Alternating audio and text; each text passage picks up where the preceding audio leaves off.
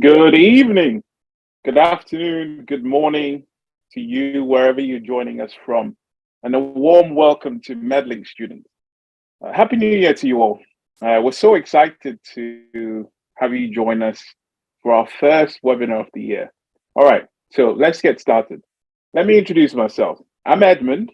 I'm one of the student advisors here at Medlink Students. My work over the years has been really guiding and supporting students throughout their medical and dental journey. And I've helped thousands and thousands of students really begin their journey and their path in really becoming dentists and doctors. And some of them are practicing in the UK, some have gone out into the world and other countries and working. Now, we are joined here tonight by a few of our specialist advisors who will also be talking and giving you their expected advice during the webinar. So you'll be joined tonight by Tom, who's one of the senior advisors here, and myself. Some of you are familiar with me.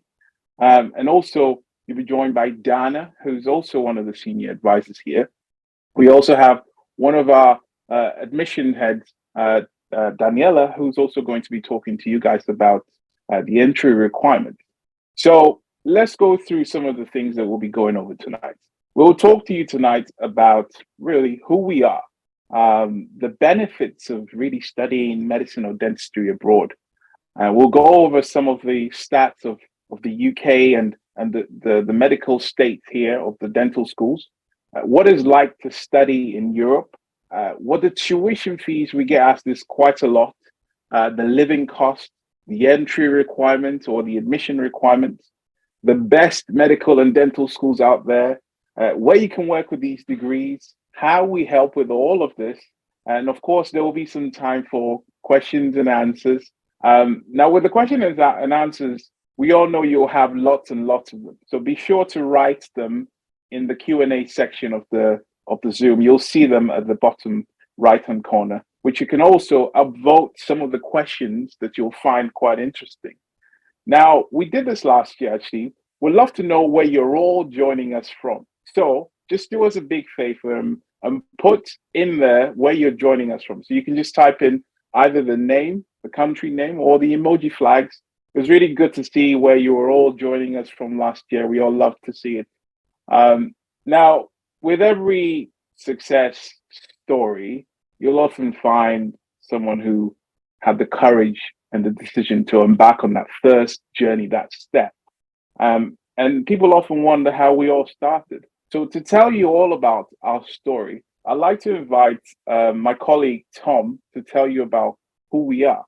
Tom? Thank you, Edmund. So a little bit about myself. Much like Edmund, I'm a senior student advisor here. I have years of experience advising and supporting many, many students, as you can see. But yes, it is a question that we get commonly asked. Who are Medlink students? And it is an interesting story. So we were actually started by students that wanted to study medicine themselves, just like yourselves watching this evening. And they decided that they were going to try and apply abroad. And these were students from the UK that weren't able to get in because the UK was so tough and so competitive. Now, this was a long time ago now. And when they were applying abroad, there weren't these big organizations like ourselves, and there weren't a lot of people that did this kind of thing. So it was very unknown. They managed to do it, but they really struggled. They had to go through all of the application themselves. They had to find the right kind of people for translating their documents and getting everything sorted and their applications built. But eventually they made it and they managed to do it. And once they got into these schools abroad, into these English taught programs, they realized how beneficial it was for them and that they'd be able to finish this degree and come back to the UK and register as doctors and continue pursuing their dream. So what they decided at that point while they were studying is that they would start this organization in the hopes that they'd be able to help more people just like them. People that are so passionate about medicine that it doesn't matter if you can't get in your home country or if you haven't got the right facilities there. You will go. It doesn't matter where you have to go, but you will go there to make sure you can pursue your dream, to make sure you can get into med school, you can get into a good internationally recognized qualification so you'll be able to go back and register as a doctor back home. And that's exactly what they did. They set up the organization. Since then, they graduated, they returned to the UK or around the world with registrations. And now we're helping many, many students every single year to pursue those exact same dreams. So moving on from that,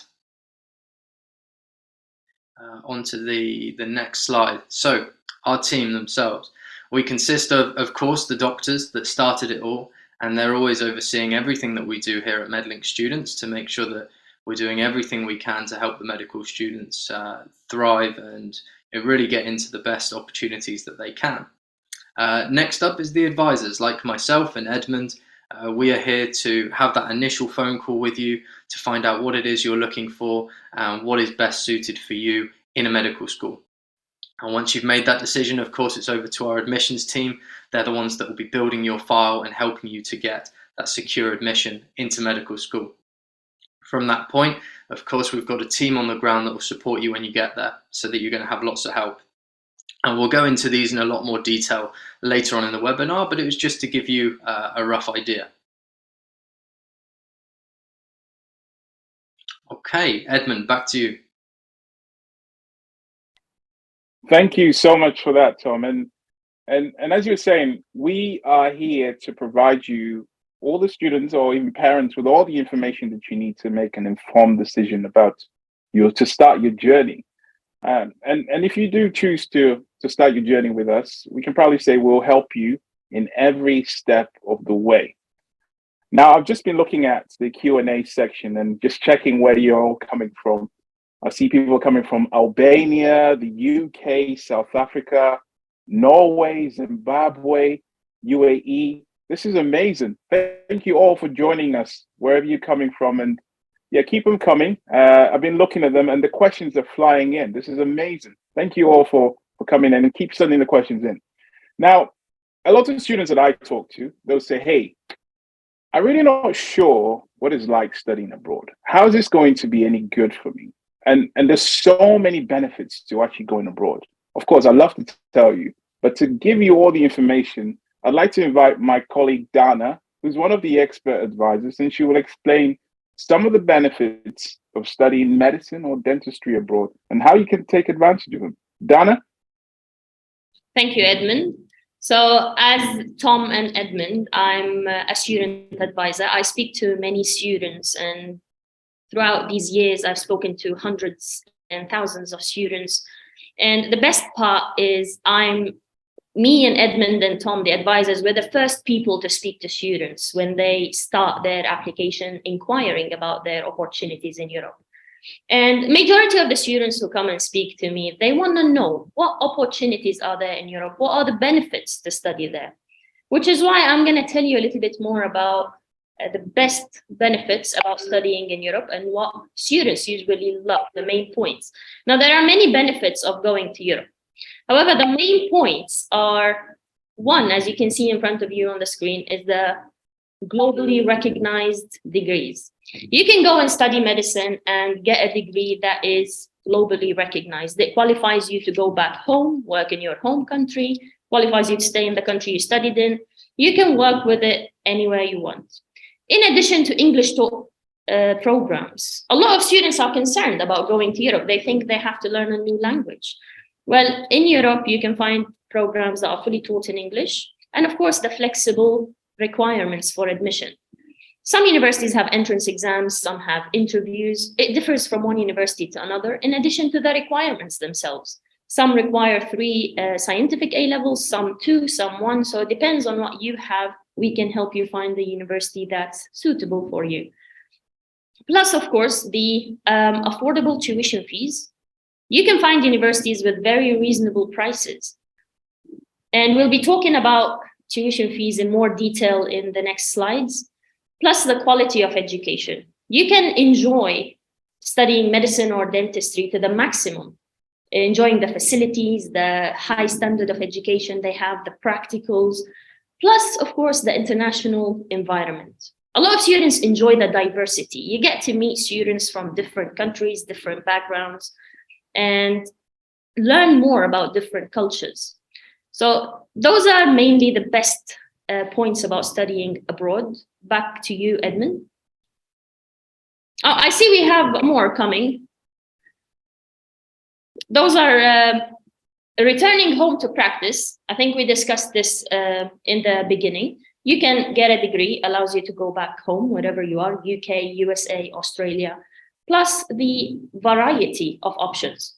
As opposed to the UK, in the UK, you can apply to 4 universities, while in Europe, you can apply to more than one option. They are different applications, independent applications. And the modern facilities, of course, enjoying the practical experience, the laboratories of the universities.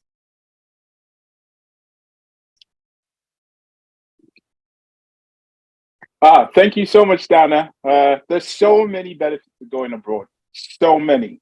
But of course, we wanted to share a few with you, and we hope these have been quite valuable for you.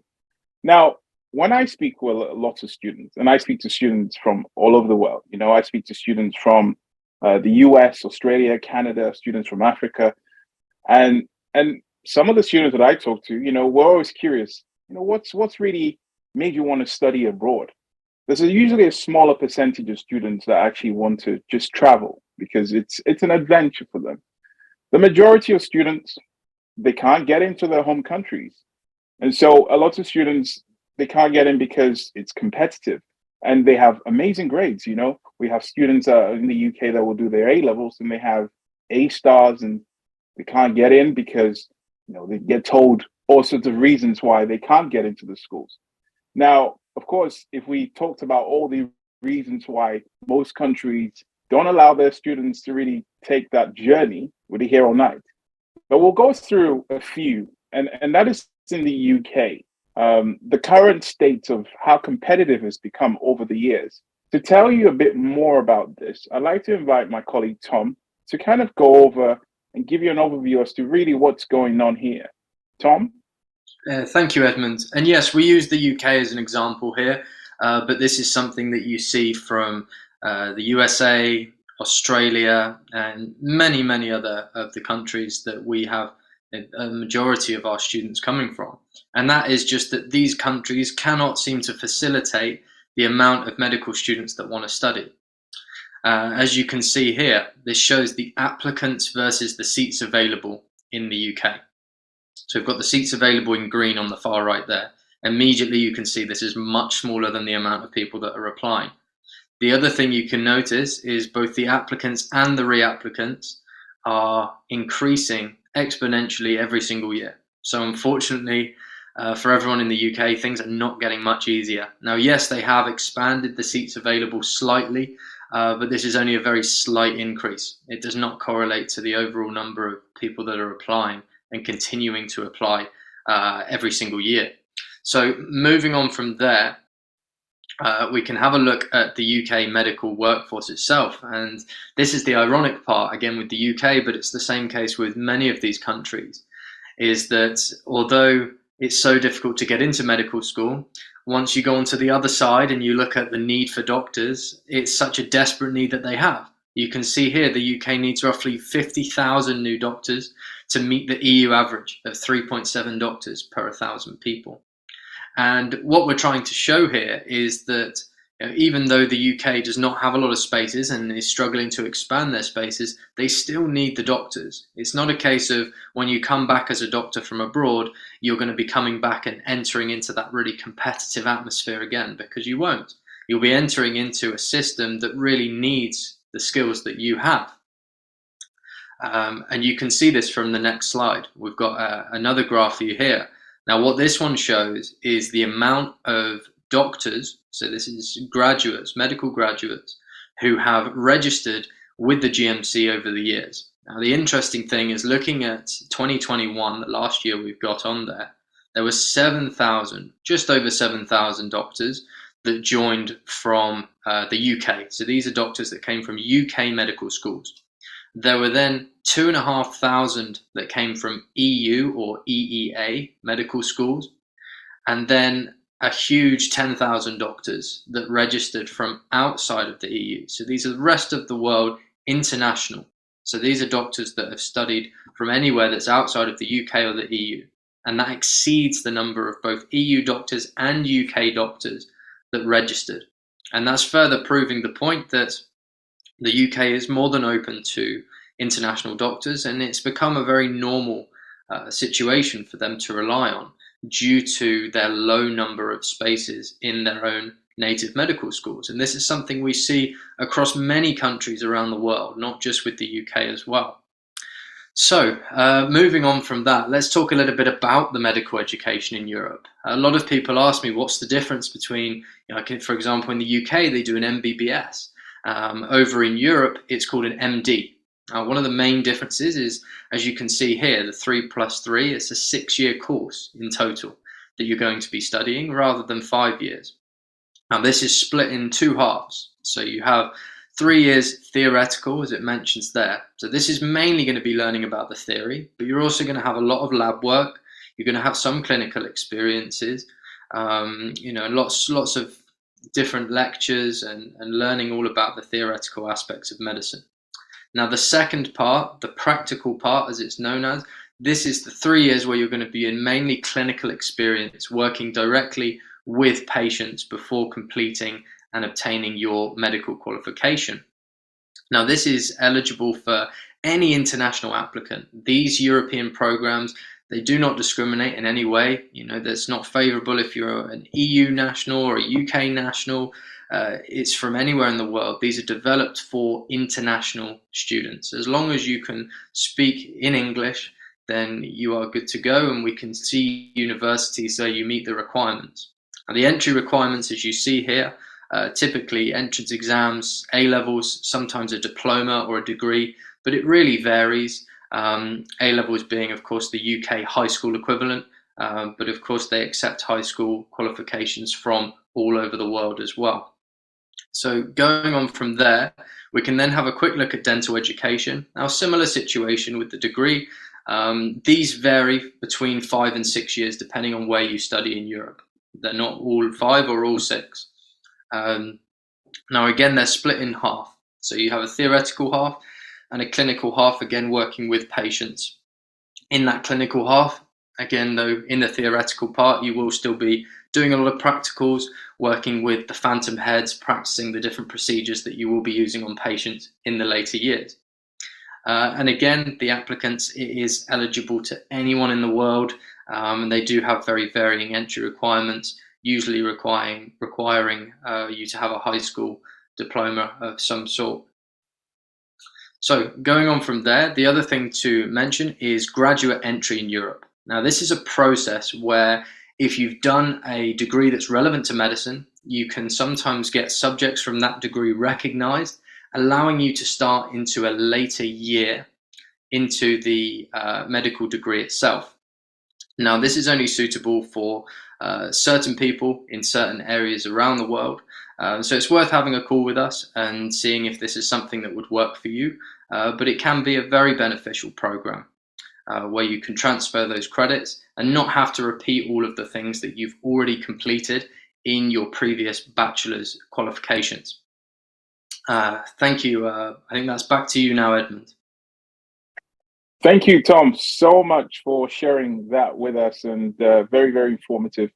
I'm just looking at the Q&A section, and there's so many questions. We're loving them. Keep them coming. We will be answering them, as I was saying, and keep upvoting the ones that you really find interesting. Now, another service that we have is transfer. Now, this is where you start from one school, and then you decide, hey, I want to change. And to tell you about how the transfers work and how we will help with all of this, I'd like to invite my colleague Dana to tell you a bit more about it. Dana? So another service offered by Medlink is transfers. A lot of students speak to us and approach us that they want to change universities. Now, the majority here are students that are going for first year and for October intake. However, we do have students that approach us and tell us that they went to a university, they found out it's not the right environment, not the right university for them. So they would like to change and transfer. Now, in case you're one of these students, transfers are possible, but we do recommend that you get on a call with one of the expert advisors so we can help you choose the right university, because transfers can be complicated and they're usually a case-by-case assessment depending on the university you're transferring to, the program, and how much it matches. But in case you're one of the students that you're not happy with the university you're in, a transfer is possible. We can help you go to a university that is suitable for you, where you can continue your journey without any interruptions and smoothly. Now, another main question we get is living expenses and budgeting. A lot of students come to us and ask us about the budgeting in Europe. They want to know how much is it going to cost to study abroad. And as you can see in front of you on the screen, we have universities that range between £4,000 up to £21,000 a year. So it really depends on the university and the country you study in. And many students ask us, does this mean if a university has higher tuition fees, it means it has higher quality of education? The answer here is no. The tuition fees are related to the geographical location of the country, the economical situation of the country. So tuition fees are not related to the quality of education. This is a very important question I get always from students. And as you can see on the screen in front of you, we have some examples of some countries with their tuition fees and their living expenses. So whatever budget you have or your parents have, we can always manage to help you find a university that's suitable within your budget so you can continue your studies without having any financial burden on your mind, and you can focus on your studies and become a great doctor in the future. Back to you, Edmund. Thank you so much, Dana, for that. We hope these have been all quite really beneficial for you. Now, we are often asked how we can get your acceptance to the school. How can we guarantee your entry? Well, there are so many things that goes into it, the hard work really that goes into it. And to really help you understand how to achieve that, I'll bring one of our heads of admissions in Medlink here, which is Daniela, to tell you about the admission requirements and really the work that we do to get you accepted. Daniela? Hi, Edmund. Thank you. Hello, my name is Daniela, and I am part of Medlink Students admissions team. I am here to share with you what are the requirements for the European universities. So most institutions require from you to have a high school certificate and diploma, or a document that is equivalent from your own country's high school system. You should usually have a strong background of the general basic science, which are chemistry, biology, physics, and maths. Some of the universities also require from you to have an English proficiency certificate, and this is only for the non-native speakers. This is only so the university can make sure that you will be getting the most out of your education. Some of the universities also have entrance exams. Entrance exams, you don't have to worry about them because our team helps with everything. We will provide you with all the provisional materials and we will help you to prepare for the exam itself. So the entrance exam includes multiple questions or open questions or the combination between both of that. The rest of the admissions team and I will be here with you to make sure that you are fully prepared for the exam. Our team will help you with translating your documents, legalizing them, notarizing them, and we will make sure that you are fully prepared for the exams so you can get your acceptance letter at the university of your choice. Our objective on the admissions team is to make sure that you will be having the smoothest process so you can have answered all the questions, all the concerns that you might have during the application process. We will ensure that you will be helped with the visa application process itself if that is needed. So moving forward, I will share with you what else the admissions team does. We start with preparing the documents, making a very strong file for you, and submitting the documents to the university. Some of the university requires the documents to be submitted in person, meaning the original documents. Our team has representatives in every country, so this is how we make sure that all the documents are submitted on time and they are meeting all the requirements for the universities.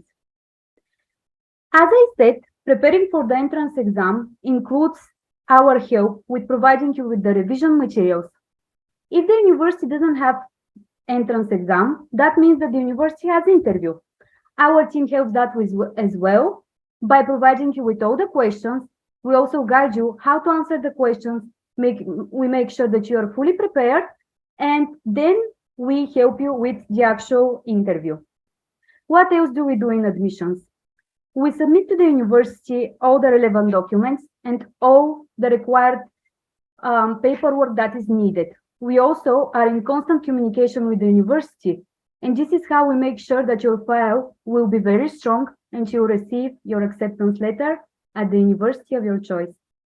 So if you have any questions about the admissions process to the European universities, all you have to do is contact one of our expert advisors, and our admissions team and Medlink students in general will help you with everything that you need. Thank you so much, Daniela, for all the hard work that you guys do. And I often see this, these guys work very, very hard every single day, from the early mornings to the late nights, to ensuring that all the documents and making sure that you actually get your application accepted to the school, to your preferred schools. Now, the other thing as well is understanding which universities you could apply to. Now, I want to invite Tom to tell you about some of the top European schools that we have where you can apply to for medicine or dentistry for this year's intake. Tom? Thank you, Edmund. I have some good news for all of you. You are all very lucky. In this day and age that we're in at the moment, there are so many top English taught programs all across Europe. This is just a small collection of some of the most popular ones that we had through 2022. We update this list for every webinar that we do, but it doesn't change much anymore because these universities are always just showing and proving themselves to be some of the best at what they do when it comes to things like student support and having a really well recognized and really well English taught qualification. Now, one thing to take from this is the amount of variety, but also the amount of opportunity that you have. Variety in all different senses. In terms of location, for example, there are some places in Central Europe here, some that are much further east, some in the south, some in further north. You can really pick and choose what kind of a location you want. Also, some are in very big capital cities that are internationally known very well around the world. Some are in much smaller places, closer to nature, perhaps close to the mountains, something like this. And also in terms of price, some of these, like Georgia, for example, have very affordable programs, but there are others. Let's look at Hungary, for example, which are much more expensive, almost triple the price of the Georgian schools, and yet the quality remains the same. And that's because these programs, they're all meeting the same international requirements, and they've got some fantastic opportunities on offer to you. So what I'd say, if you want to learn a bit more, is of course we're going to have a little bit of a dive into some of these now to give you a bit more of an insight. Thank you, Edmund. Thank you so much, Tom. So let's start. Now, one of the first countries to look into is Georgia. Georgia has become one of the, I say in the last 2 years, one of the really popular destinations for students really studying abroad. Very beautiful country, and the university that we're really, really excited also to talk about is Tbilisi Medical Academy, TMA. This is a fantastic school that teaches medicine there in English for 6 years. Now, the course, you graduate there, as Tom said earlier, as an MD, so Doctor of Medicine. There is no entrance test, so you don't need to worry about the UCAT, the BMAT, or MCAT. None of that's needed. So a lot of the emphasis is placed on the application and its merit. And of course, that's where we come in. There is, of course, a short interview that you'll conduct with the university, and something we prepare you for. And these are questions that they get to ask you to understand what type of students you are, how motivated you are. Of course, the tuition fees are 6,500 euros per year. Living costs really ranges, but it can be from 550 euros. And there is an option for dorms if you did want to pretty much live on campus for a little bit. The university has two intakes per year. They have a March intake and then they have an October intake. Now, we are told that they will open some seats more for the students that want to apply for the March intake. So, hey, if you didn't want to wait, and if you've done your A levels or your high school and you didn't want to wait till the fall, then you can actually apply for now. But of course, it will work as a first come, first serve. So don't wait till the last minute and then come and then say, hey, can I try? Just make sure you speak with us. Let's make sure that you can apply and you qualify, and we'll do everything we can to make sure that you get in this year. Now, moving on from there, the university, they have their own state-of-the-art library. Now, the library is open for all hours, which of course allows students to go in and out whenever they can. And they also provide books that you'll need and the resources all in the library as well. Now, moving on from there, the university also has its state-of-the-art lab. And these are equipped with pretty much up-to-date facilities that you need for your hands-on experience. Because of course, you'll have students that will start the course from the beginning, which means that you'll have the first 3 years that you'll do your theoretical work, but you also have the option to do hands-on experience. So that's going into the labs, doing some testing. This really allows you for a lot of group work, workshops, and it's quite good because you get to know your teams. And then you'll be joined, as you can see on there, in smaller groups. So it really makes for an enjoyable experience in the first few years. Now, moving on, the university also has their halls, which they use for seminars. So usually you'll have smaller class sizes, but then when you do go to the hall, you'll have discussions based on different topics. Of course, you do get tested on it, but it does allow you to get to know everybody in your cohort. Now, moving on from there too, the university is equipped with simulation centers. Now, simulation centers have been a great thing that's been introduced, I think, not so long now. These are great for students to get hands-on experience. So, for example, you'll learn these clinical skills like how to inject a patient, how to take blood pressure. You get to learn about different receptors as well. And hey, I know you guys have so many questions you'll probably have about this school. We have invited some students at this school who will be sharing their experiences with us. We also have invited some of the representatives from the school, and they'll be going through a bit more in depth about the school, the experience, what it's like studying at TMA. And if you are looking to study there, we can't wait to welcome you and get your application started. Let's have a look at another university in Georgia. And this is the European University. This is also based in the capital. They teach medicine and dentistry. Dentistry is 5 years, and then medicine is 6 years. These are English taught courses. And again, there's no entrance test. So again, the application is based on your file, and we help you create a very strong application. Tuition fees are quite affordable there. So you're looking at up to 5,000 US or euros per year. Living costs also vary, and they also have a dorm. The great thing about this one is that you also get to apply for the March intake or the October intake. Now let's move on from here. The university has their own library, just like TMA does, which is also equipped with all the medical books and the dental medical books that you need to equip you to get through the course. They also have the labs, which are equipped with different facilities, which are kept up to date, of course, to make sure that when you finish the course, you have enough confidence to go out into the world and practice. They also have, moving on from there, the lecture halls and the exam rooms as well, which, as you can see, these are equipped with pretty much the up-to-date computers that allows you to really get the exams done quite securely. Now, the dental faculty has all the facilities you need for your pre-hands-on experience. So as you'll see there on the left, you see these guys are doing hands-on experience on phantom heads. So these are workshops that you get to do, and you get to learn different skills before you start seeing patients. And then the practice has the doctors there where you'll meet patients, interact with patients, you do different procedures that you'll be tested on. That's really kind of the fun part of doing dentistry.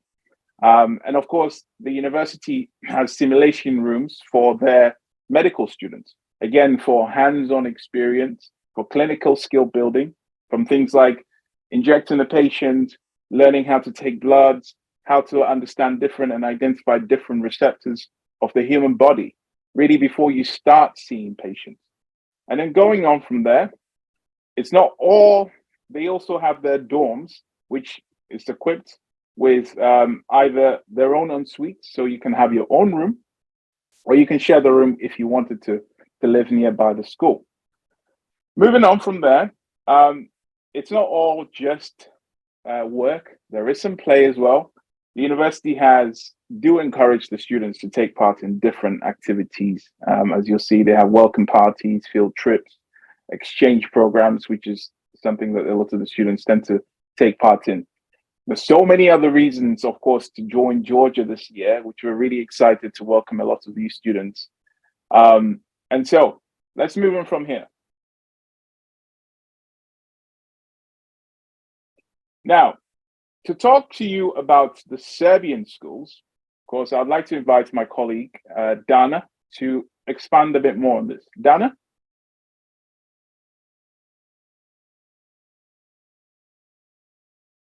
Thank you, Edmund. So another great place to study in is in Serbia, and we have a university called Novi Sad. Novi Sad is one of our top universities for medicine and dentistry. So they have a medicine program, MD course, and a dentistry program, which are both of them 6 years, and the courses are fully taught in English language. Tuition fees are 6,500 euros per year, as you see in front of you on the screen. And the university requires an entrance exam. Now, this entrance exam, as Daniela from admissions mentioned, it is an exam that we prepare you for. It's to test your basic knowledge in chemistry and biology that we help you prepare for, and we will give you material that helps you pass this exam with flying colors if you prepare well. In addition to the location, the university is located in the center of the city, and it is a big campus that students enjoy studying in due to the facilities, due to the location and the city and the country itself. Serbia is a beautiful country, and we can't wait to discuss more details about it when you apply and get on a call with us. Now, the best features about Novi Sad is the study programs are modern and up-to-date, and they have the latest developments of science and research. And they have a very well-developed research infrastructure with great potential of innovation, and students enjoy the central library they have. They have a big library that offers a rich array of publications that cover all relevant scientific areas and enables access to a large electronic database.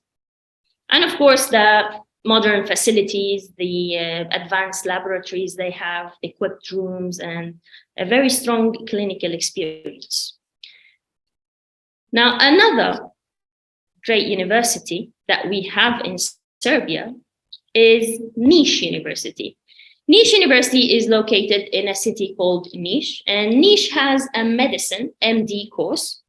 It's also fully taught in English language, and the tuition fees are 5,500 euros per year. And the university also, as Novi Sad, has an entrance exam to test your basic knowledge with biology and chemistry that we help you prepare for. And they have one intake per year, which is October. And some of the facilities that, or the features of the university that we can look at are the simulation rooms, if we can have the screens, please. Okay, the laboratories where you can see your friends practice all your practical classes and enjoy the great facilities they have.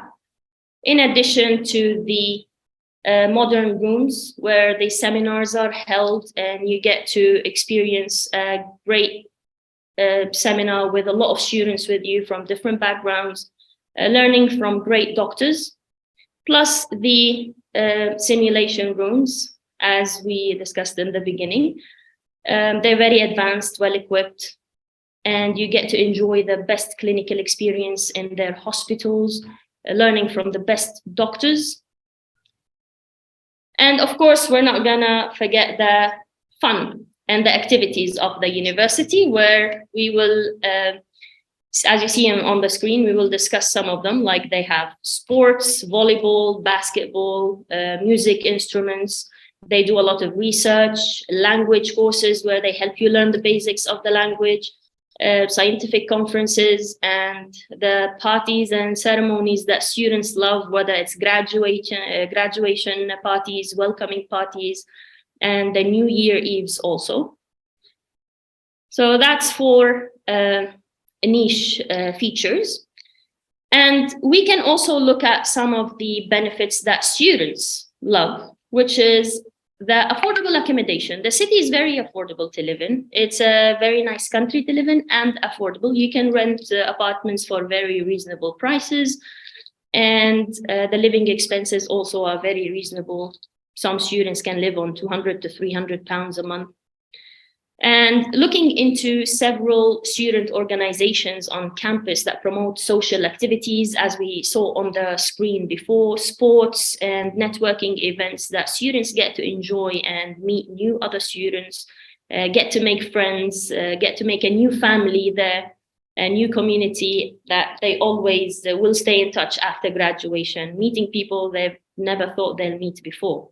So those are the best parts about a niche university. Back to you, Edmund. Thank you so much, Dana. All right, so let's look at the next university. Well, the next destination, Poland. There are so many great universities in Poland. It's become also one of the top destinations really to study medicine and dentistry.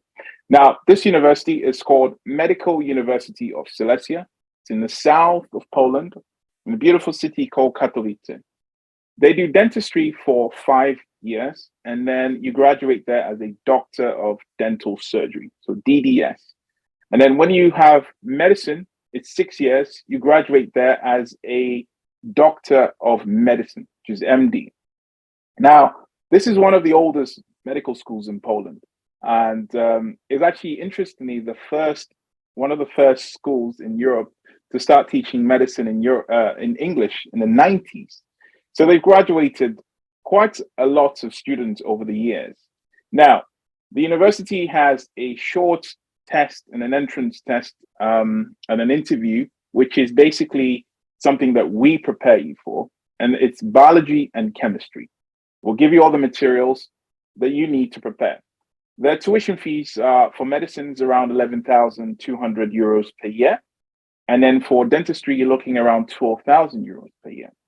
The tuition fees can be paid semesterly.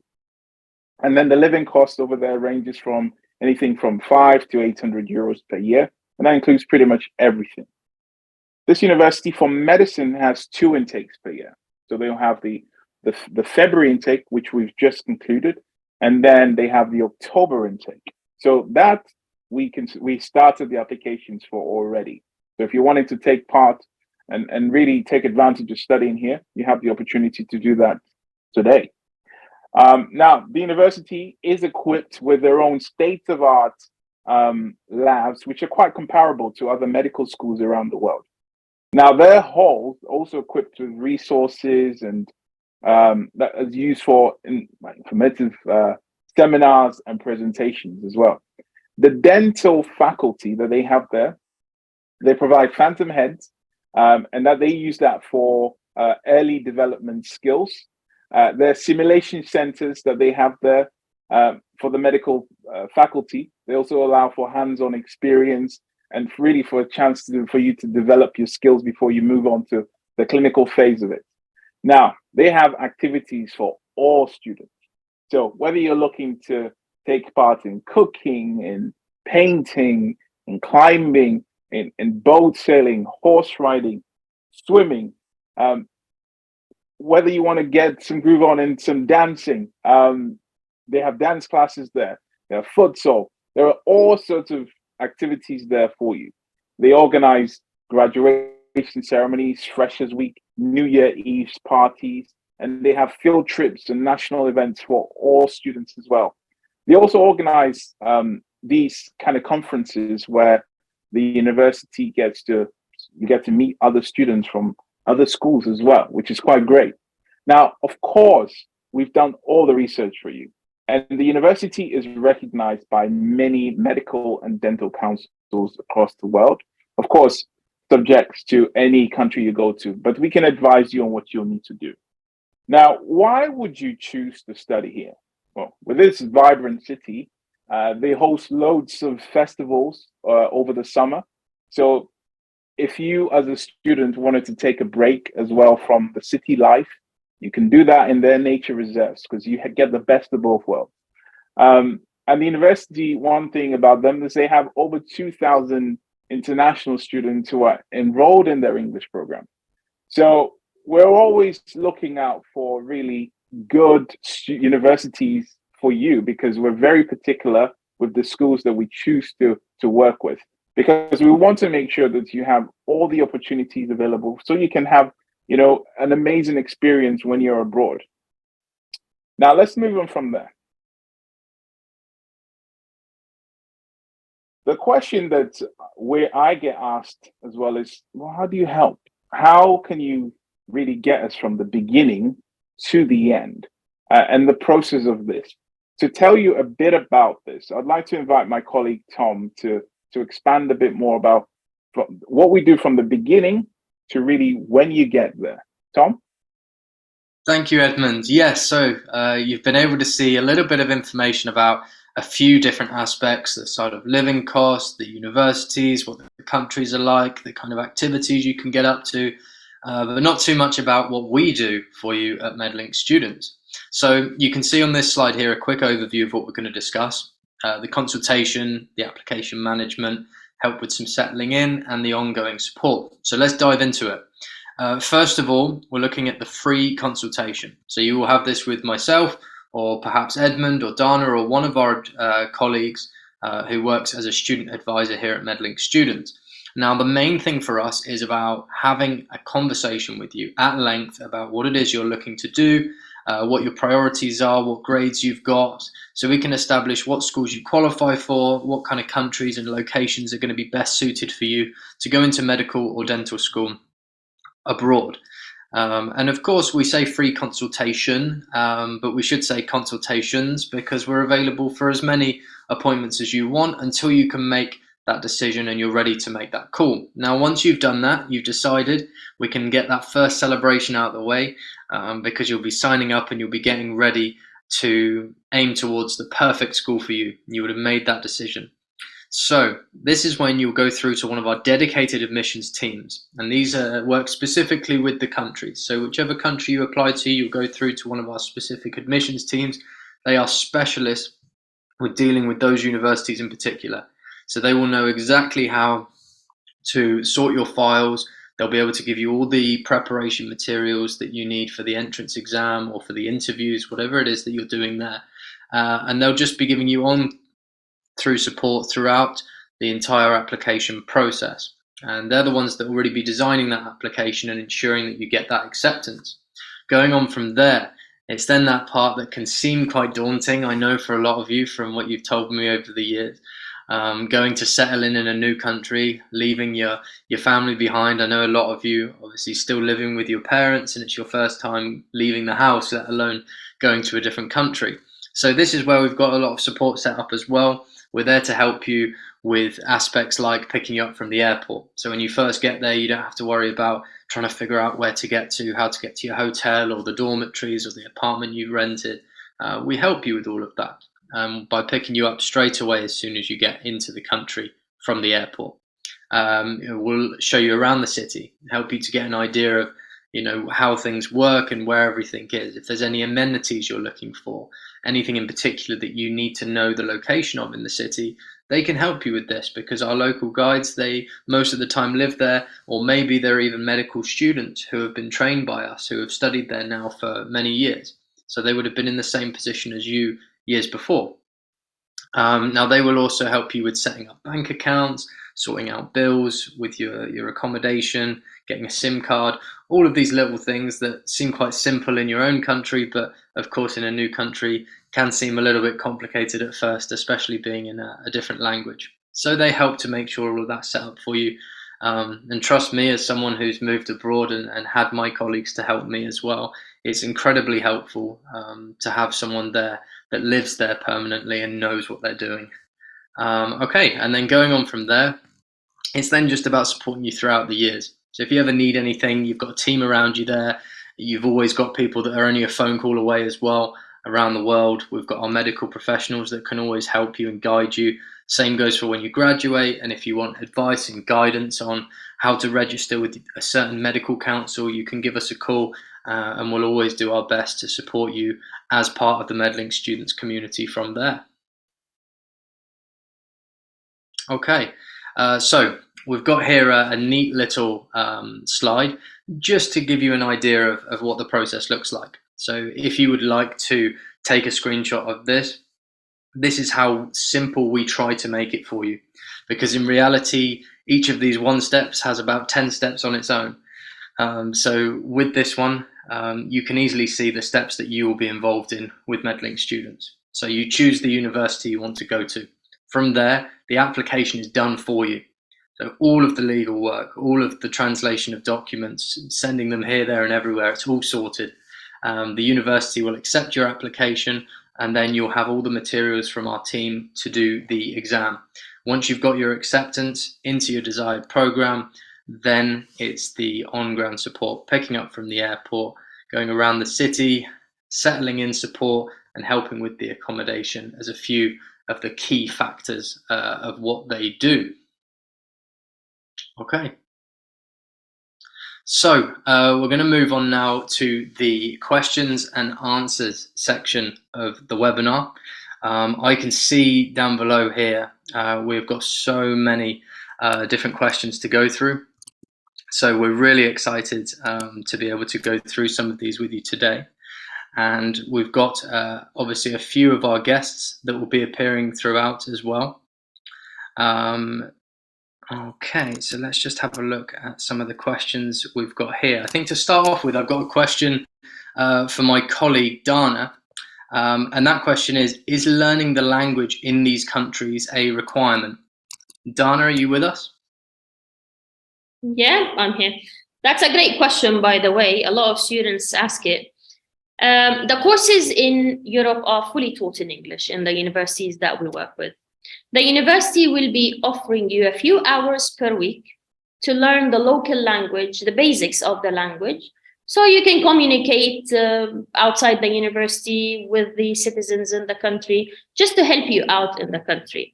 So you will have language courses, a few hours per week for the basic level of the language, but the course is fully taught in English. The exams are in English, your doctors speak English, and the whole course is in English. So don't worry about the language. It's not going to be a barrier or a problem that you're going to face.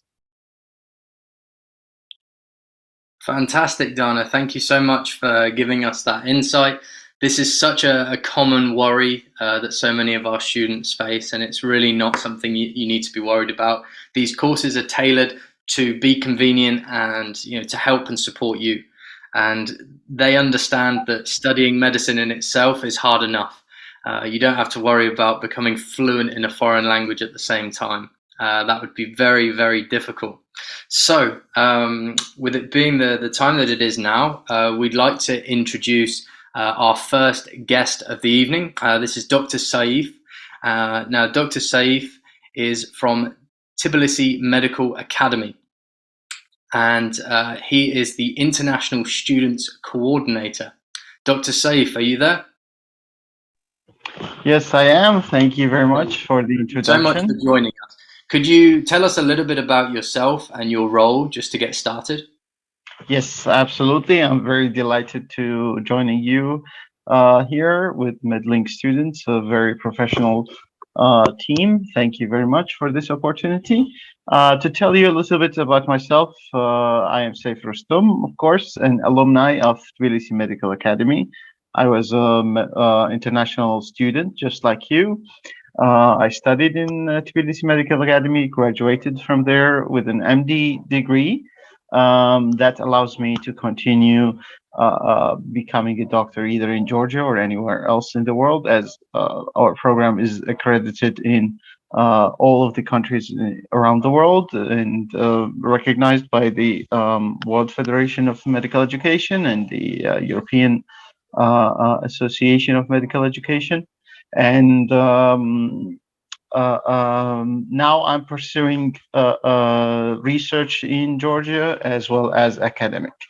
To tell you a little bit about the program in Tbilisi Medical Academy, probably I think you'll be much more interested in learning about the program. Since Tbilisi Medical Academy, which is for short TMA, so I'll be using TMA for short. It's one of the first as well as the leading truly student-centered universities in the region of the Caucasus and the region of East Europe. How do I say student-centered? Students are enrolled in all of decision makings. That's coming from the even from the highest and the tip top of decision making, which is the advisory board. Students are by the election, by free voting, students choose their representative to be in the advisory board, to be also in the curriculum committee, as well as to be in the student union. So on all levels of the university, decision makings within the university, students are involved. I myself, whenever I was a student, I was part of the curriculum committee as a student, and I'm continuing as an alumni. To talk about the curriculum, we have one of the best curricula in the region, not because of we didn't do it by ourselves. We had great help from our international partners from Germany, UK, and especially the Netherlands, as we have two of the leaders, the best leaders in medical education in Europe. This is Professor Herman van Rossum and Professor Jook. They are the leaders in Europe as well as in the Netherlands, and they have created the Center of Innovation in Medical Education in TMA. And that center focuses on creating a curriculum that is truly student-centered, patient-oriented, and innovative. So innovation is always happening within our curriculum, and probably our lovely student, Aaron, will also talk a little bit about the innovations that happen here. Just to give you real quick, I don't want to take too much time, as we know that we have limited time. As we mentioned, the 3 years, this is the basic years, the basic medical knowledge, but in TMA, you will not be studying only basic medical knowledge. From the first year, you will be introduced to clinical situations, as well as whatever is called early clinical exposure. In the early clinical exposure, you'll meet actual patients, as well as whatever we call the simulated patients. And these are actors that come and act in specific scenarios that students can interview, conduct the medical interview, as well as have physical examination and so on. And that is very important according to research, as our medical curriculum is based on research and best practices in Europe as well as in the West. Other than that, we teach our students not just the medical knowledge, basic medical knowledge, and clinical medical knowledge, as well as clinical skills, but whatever is important nowadays, and also according to research. And these are competencies. The competencies like professionalism, which is very difficult to teach students professionalism. So you have to incorporate specific ways and specific tools like portfolio and reflective writing. So from the start, our students will basically will be writing their portfolio, will be writing self-reflections each semester. They will write personal development plans, and all of that will help developing of the students among these 6 years. And by the end of the 6 year, you'll be graduating as a competent doctor who's fit for purpose, that will be fit. You would be able to fit anywhere in the world, not just Georgia, not just the UK, anywhere in the world you will be able to fit. So our way of internationalization, sorry, is focusing on that the student will be fit for purpose everywhere in the world. This is something I was going to ask you, actually. So you mentioned, obviously, the university has a really big focus on putting the students first, and so much so that the students actually have a direct influence on what happens in the university and what changes are made. So does that mean that because of the amount of international students you have studying at the university, do you see that the curriculum is a lot more tailored towards international students compared to, say, the state schools in Georgia? Absolutely. The curriculum is designed towards fitting everybody and everywhere in any country. As yes, of course, different countries have different needs, but we teach our students to adapt to the needs of that country, to adapt to the situation of the countries. So they are studying in different situations, they are studying in different environments, they are being involved in different, for example, assessment techniques. So we don't use just one assessment technique like exams, paper-based or computer-based exams only. We do have, as I mentioned, the portfolio is one of the assessments which students have to write reflection. We have the objectively structured exams, clinical exams, the OSCE exams, which assess the clinical skills. We have the communication skills exams, which is important to assess how the student communicate with the patients, the team members. We have whatever is called also team-based learning. And this is one step above the case-based learning, for example, which is the students get a case and then they work in a team as a group, multiple groups in the batch, and they would work together to find out the diagnosis of the team. And this happens even as early as the first semester. And we also have the whatever is called the growth-oriented tests, and these are tests that the students take throughout the semester, and it is in the form of formative assessment, which means that the student will not get marks for those tests, but instead they will get extensive feedback from the teacher on what are the strong points that the student should even make stronger, and what are the weak points that they should work on and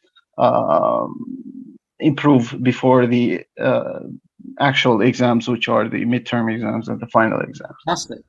Fantastic. So much innovation, it seems, and so many different variations on the examinations, which I'm sure, maybe our UK students hearing about the OSCEs and the clinical examinations, that's such an important thing for them. Obviously, coming back to the UK, they are going to be checked on their clinical skills. So to be at a university that already assesses them and makes sure that they're competent for that is just such an important thing for them to have. So thank you so much for all of that insight, Dr. Saif. It was fantastic. I wish I could keep asking you for the next hour, but of course we've got so many people to go through. So thank you so much. Thank you very much. Thank you. Thank you. Thank you for having me. Thank you. So we've got now coming up a medical student here. by the name of Aaron. Now, Aaron is a medical student at this university, and he's going to be giving us a little bit of insight of what it's like to be a current medical student. Aaron, are you with us at the moment? Yes, Tom. Thank you. Hi, Aaron. No problem. So, Aaron, tell us a little bit about your experience at Tbilisi Medical Academy. Okay. Yes. Hi, guys. I'm Aaron. I'm a first-year medical student at Tbilisi Medical Academy, as Tom said. And I've just got to say, it's been a fantastic experience for the 2 months I've been here. I did join in the October batch. And I came from the UK to Georgia. So as we discussed before, always coming to a new country is very hard at first, with new different cultures, different language, different customs. At first, it was hard to adapt. But what really made it easier is having connections, having friends that could help you with the adaptation, and just knowing that like there's others in the same boat as you. You can go through the same journey together. That really helped me, and now I really started to assimilate with the culture. And Georgia is just such a beautiful country, with TMA's location being like close to a metro, so it's really accessible to people. And what I really love about TMA is the small class sizes. So the benefit of this is that I've experienced is that you can get that interaction with the teachers more, as compared to like a university with like 500 students or something. So you really get that one-to-one feel. And what I can say with TMA is that we're a family. The staff here is the lecturers are so lovely, like Dr. Saif. He's so open to come to and ask any questions. He's always there. So that's having that support is always needed, especially for a course like medicine. What I can say also about TMA is the clinical exposure. It's actually on Saturday, I'm going to go to my first clinical exposure meeting with as Saif mentioned, like a self-reflection sort of thing. It's the first thing of that session. So I'm actually going to experience being in a clinical setting for the first time. I'm really excited. So yeah. Okay, fantastic. And do you know what it is that you're going to be witnessing in your clinical session? They didn't. They gave us just an overview that it's going to be at an infectious diseases hospital. They didn't. So I'm really excited to see what it entails. Fantastic. And you've only been studying there now. So you're a first-year student. You've been studying there for only a couple of months, and you're already getting an opportunity to go into a hospital and actually see some clinical experiences. Yes, I think that is great.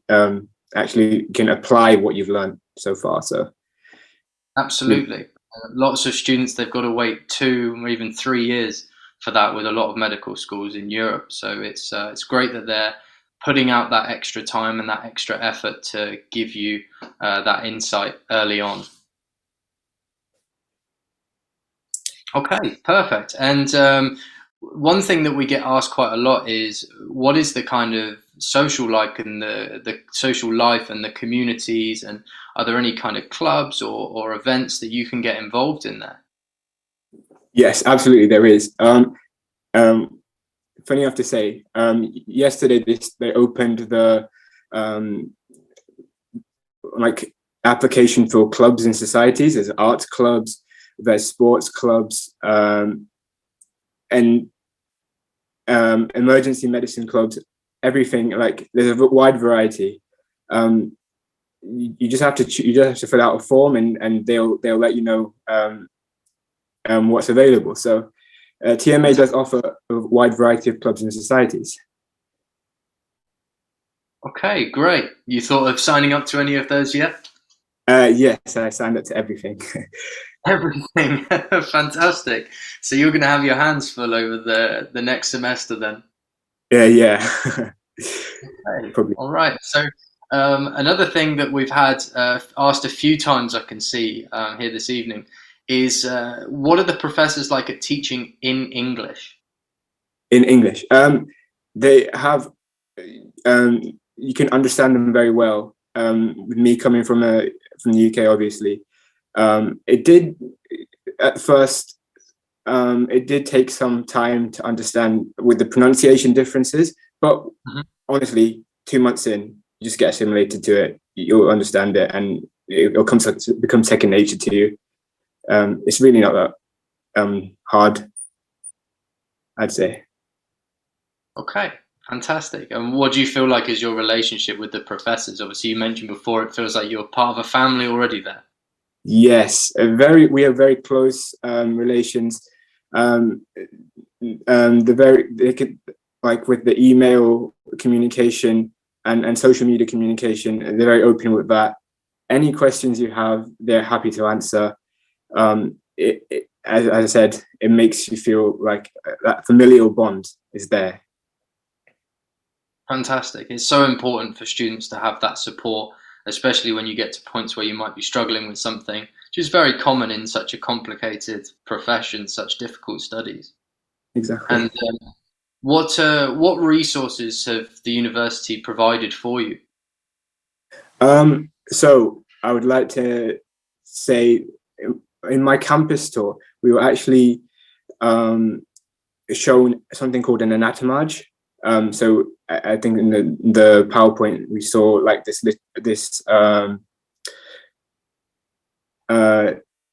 like a large digital human body. I want to we haven't been able to use that yet, but when I do, I'll be very excited. Other resources are the library being obviously open to almost 24/7 access, as well as Clinical Key, Amboss, all of these like websites that you can use to aid in your learning. So the university has memberships to those sites, and I feel like those do really help with my presentations. As I said, as Dr. Saif said, in like TBL sessions, I've used referenced those. So they do really have a lot of support available, resources as well.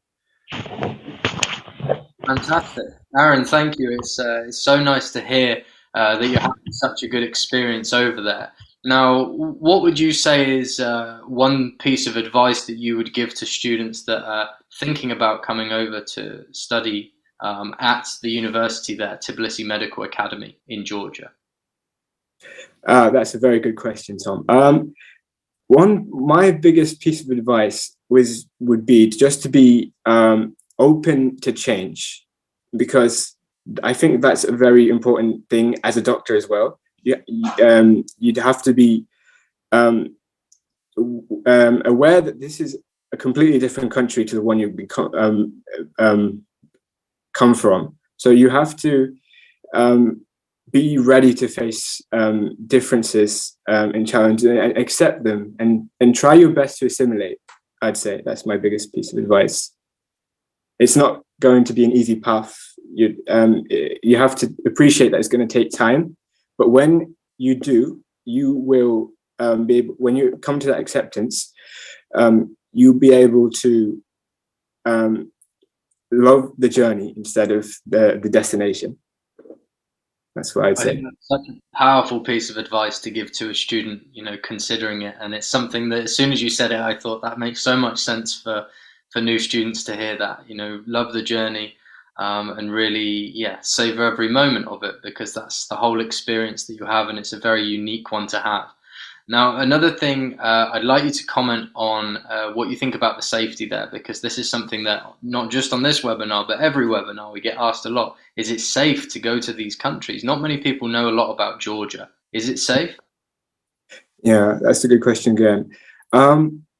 I haven't been, I'd say Georgia is a relatively safe country. You're going to go out and make sensible choices. It's a relatively safe country if you just be sensible, basically. Yeah, no, good answer. I think like any country, really, you do have to be very sensible, and things like this do apply to any country. You know, especially in locations like in London, for example. You know, people are advised this. You know, I have friends from the USA, and they look on their government websites and they're told not to stand out and things like this. So it's, you know, something that we see from a lot of places. But I think statistically, obviously, Tbilisi is one of the safest capitals for somewhere that we work with. But yeah, fantastic. Thank you so much for your insight. We've really appreciated it. We hope that we can get you back on the next webinar or the one after. I think everyone wants to hear about this clinical experience you've got coming up, and also the art clubs and the book clubs and the medical clubs and everything else that you've joined. So thank you so much again for everything. And yes, we'll definitely have you back soon. Thank you, Tom. Thank you for allowing me to come here. You're more than welcome. We look forward to seeing you again. Okay, so next up, we're jumping over across Europe into Poland. We're going to be speaking with Emanuela. Emanuela, are you with us at the moment? Yeah, I'm here. Hi, how are you doing? Hi, I'm great. Should I turn on my camera? Yes, if you're able to. Yeah, I don't know, can you see or? Yeah, we can all see you fine. Perfect, yeah. Fantastic. Yeah. So you are a student studying in Poland at the moment, is that right? Yeah, I'm studying in Białystok right now. Fantastic. Okay, well, tell us a little bit about it and about yourself.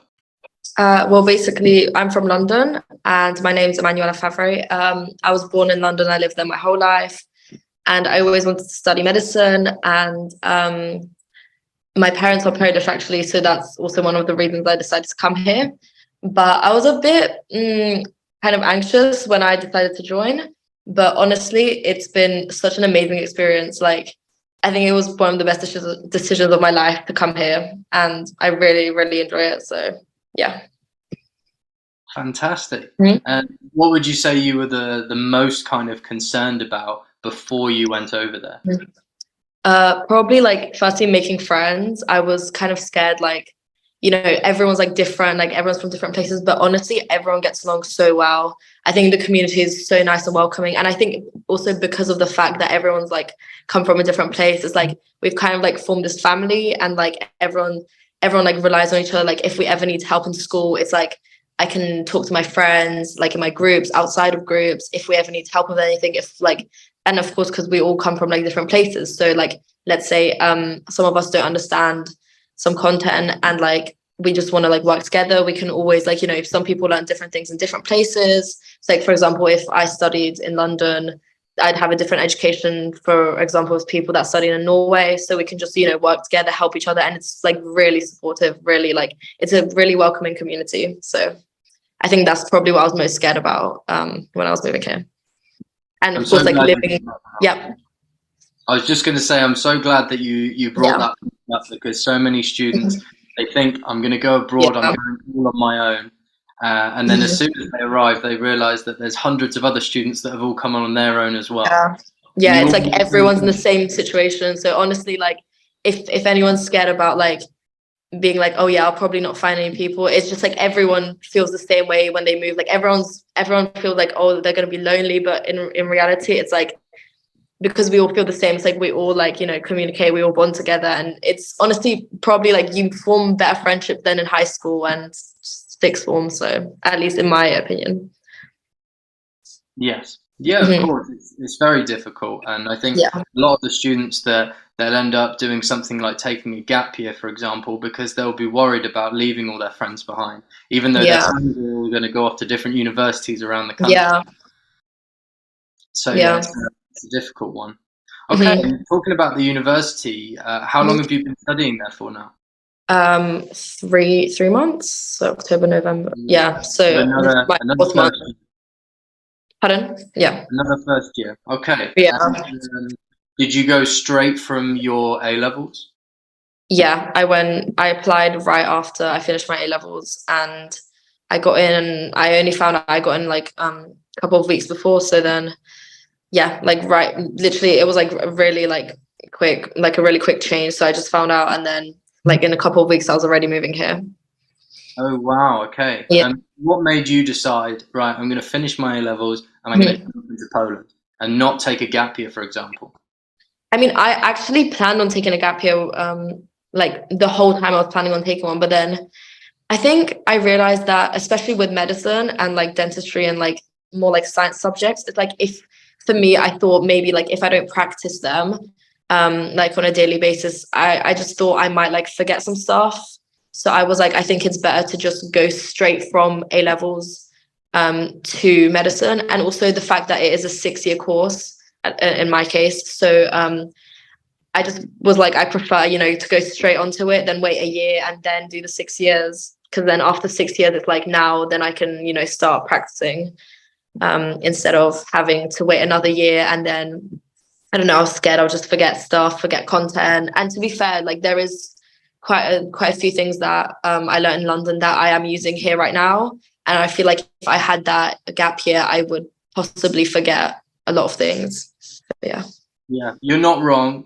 Statistically speaking, the students that we have the most success with are the ones that apply straight from their A levels. Yeah.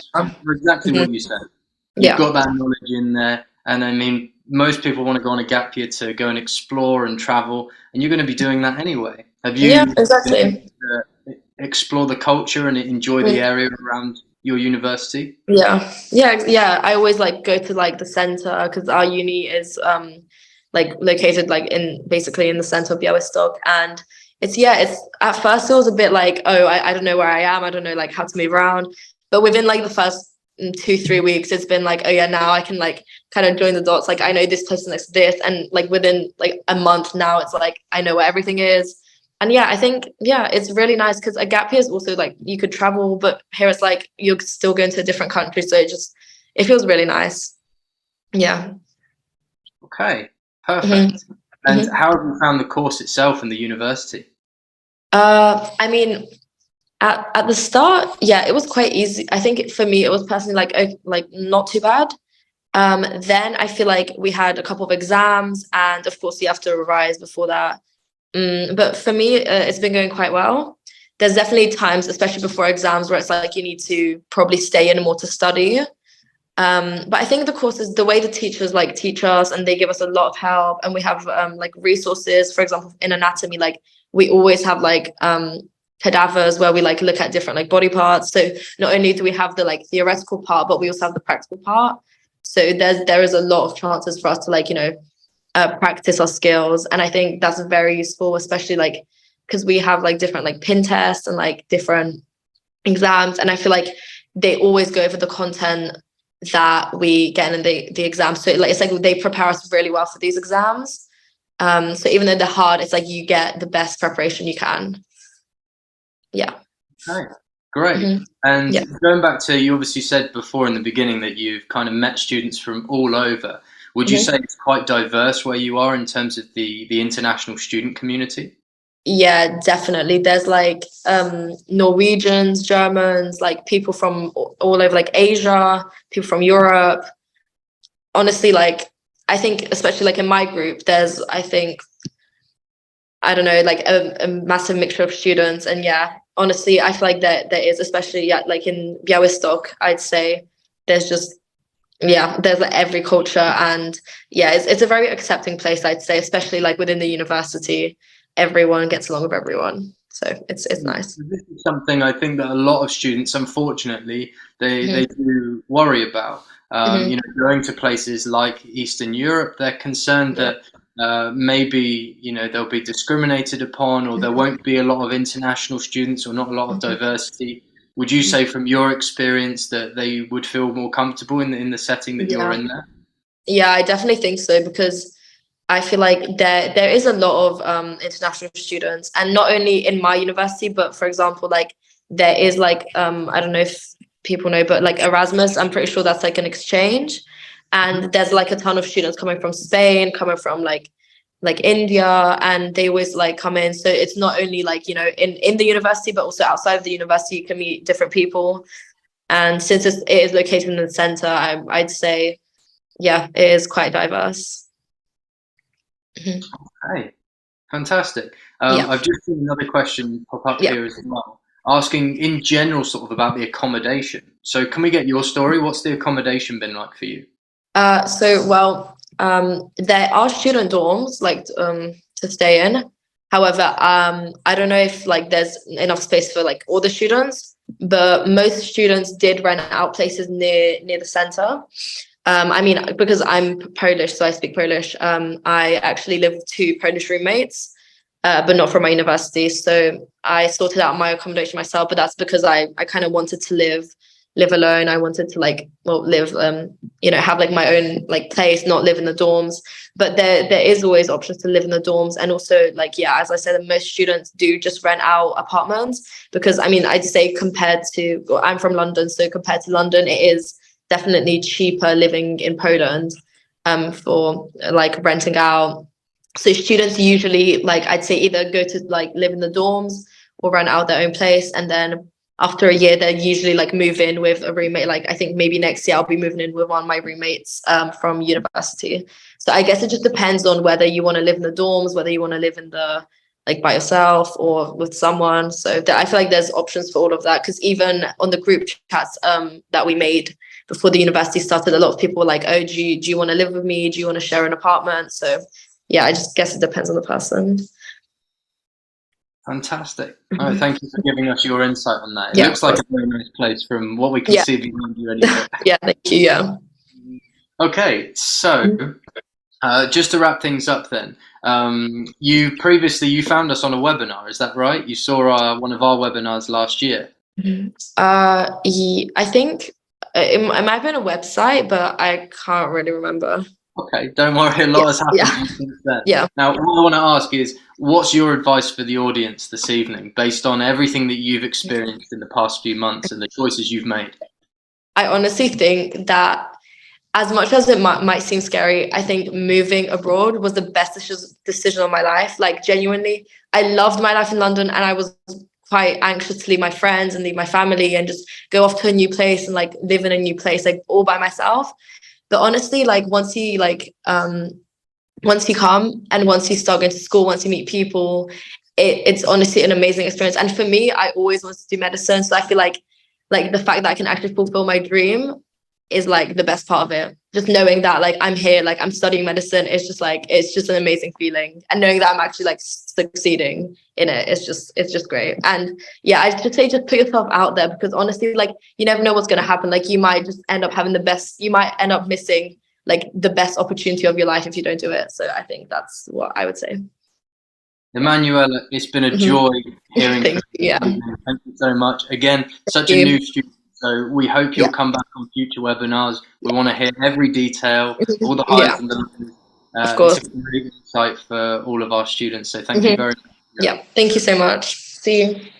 Okay, so now we're going to be heading over to Bulgaria to speak with Hemdev, one of our students studying over there. Hemdev, are you with us at the moment? Can you see me? I think. Yeah, now you can see me. I think. Yeah. Hi. Hi, Hemdev. How are you this evening? I'm actually great. Tomorrow I actually have an exam, but I feel quite prepared for it. That's why I'm actually here. Oh, I see. I see. Very confident then. Good. So can you tell us a little bit about your university and yourself as an individual, please? So, hi everyone. My name is Hemdev, and I'm actually a gap year student. I took 2 years of gap year. Then I decided to come to Bulgaria, Sofia. This is the Medical University of Sofia. Okay. So I think the 2 years of me trying to get a successful offer in the United Kingdom did not work out. So that's when I started looking into like places to study medicine, because at the end I just wanted to like fulfill my dream of studying medicine. And just because like from GCSE, I mean GCSE to the UK system, GCSE A-level onwards, my entire plan was to become a doctor at the end. So my ambition was to become a doctor and do medicine. So that's why I started looking to studying medicine abroad, and that's when I came across Medlink.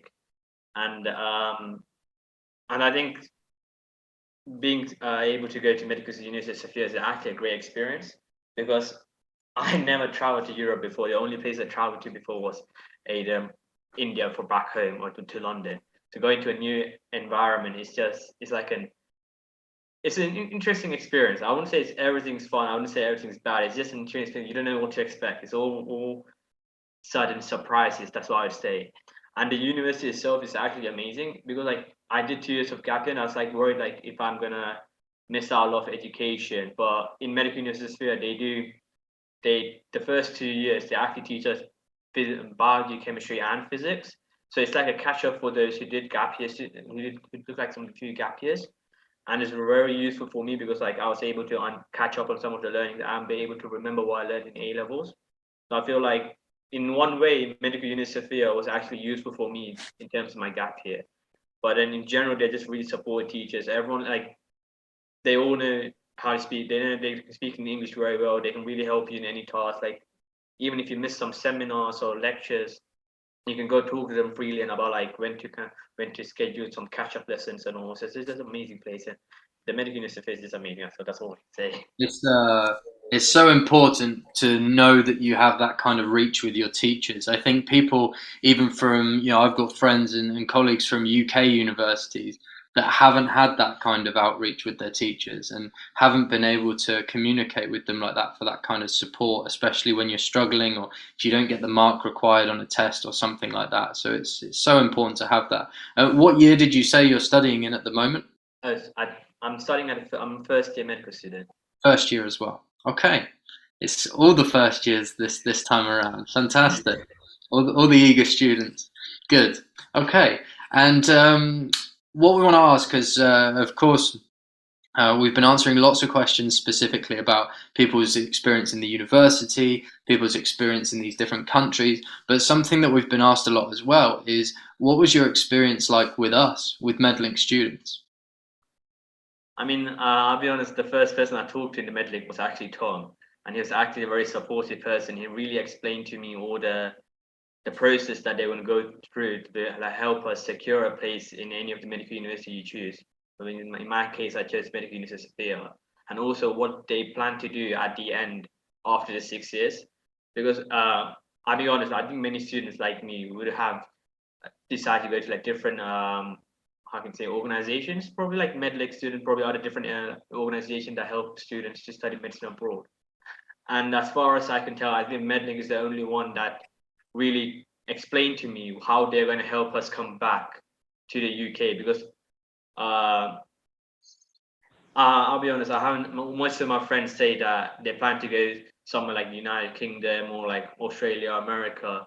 So we need some sort of support to like how can we get back and what documents we need, what's the process. And I feel like the way that Tom really explained to me about what we're going to do, that we have a panel of doctors who's going to help check all the documents and all.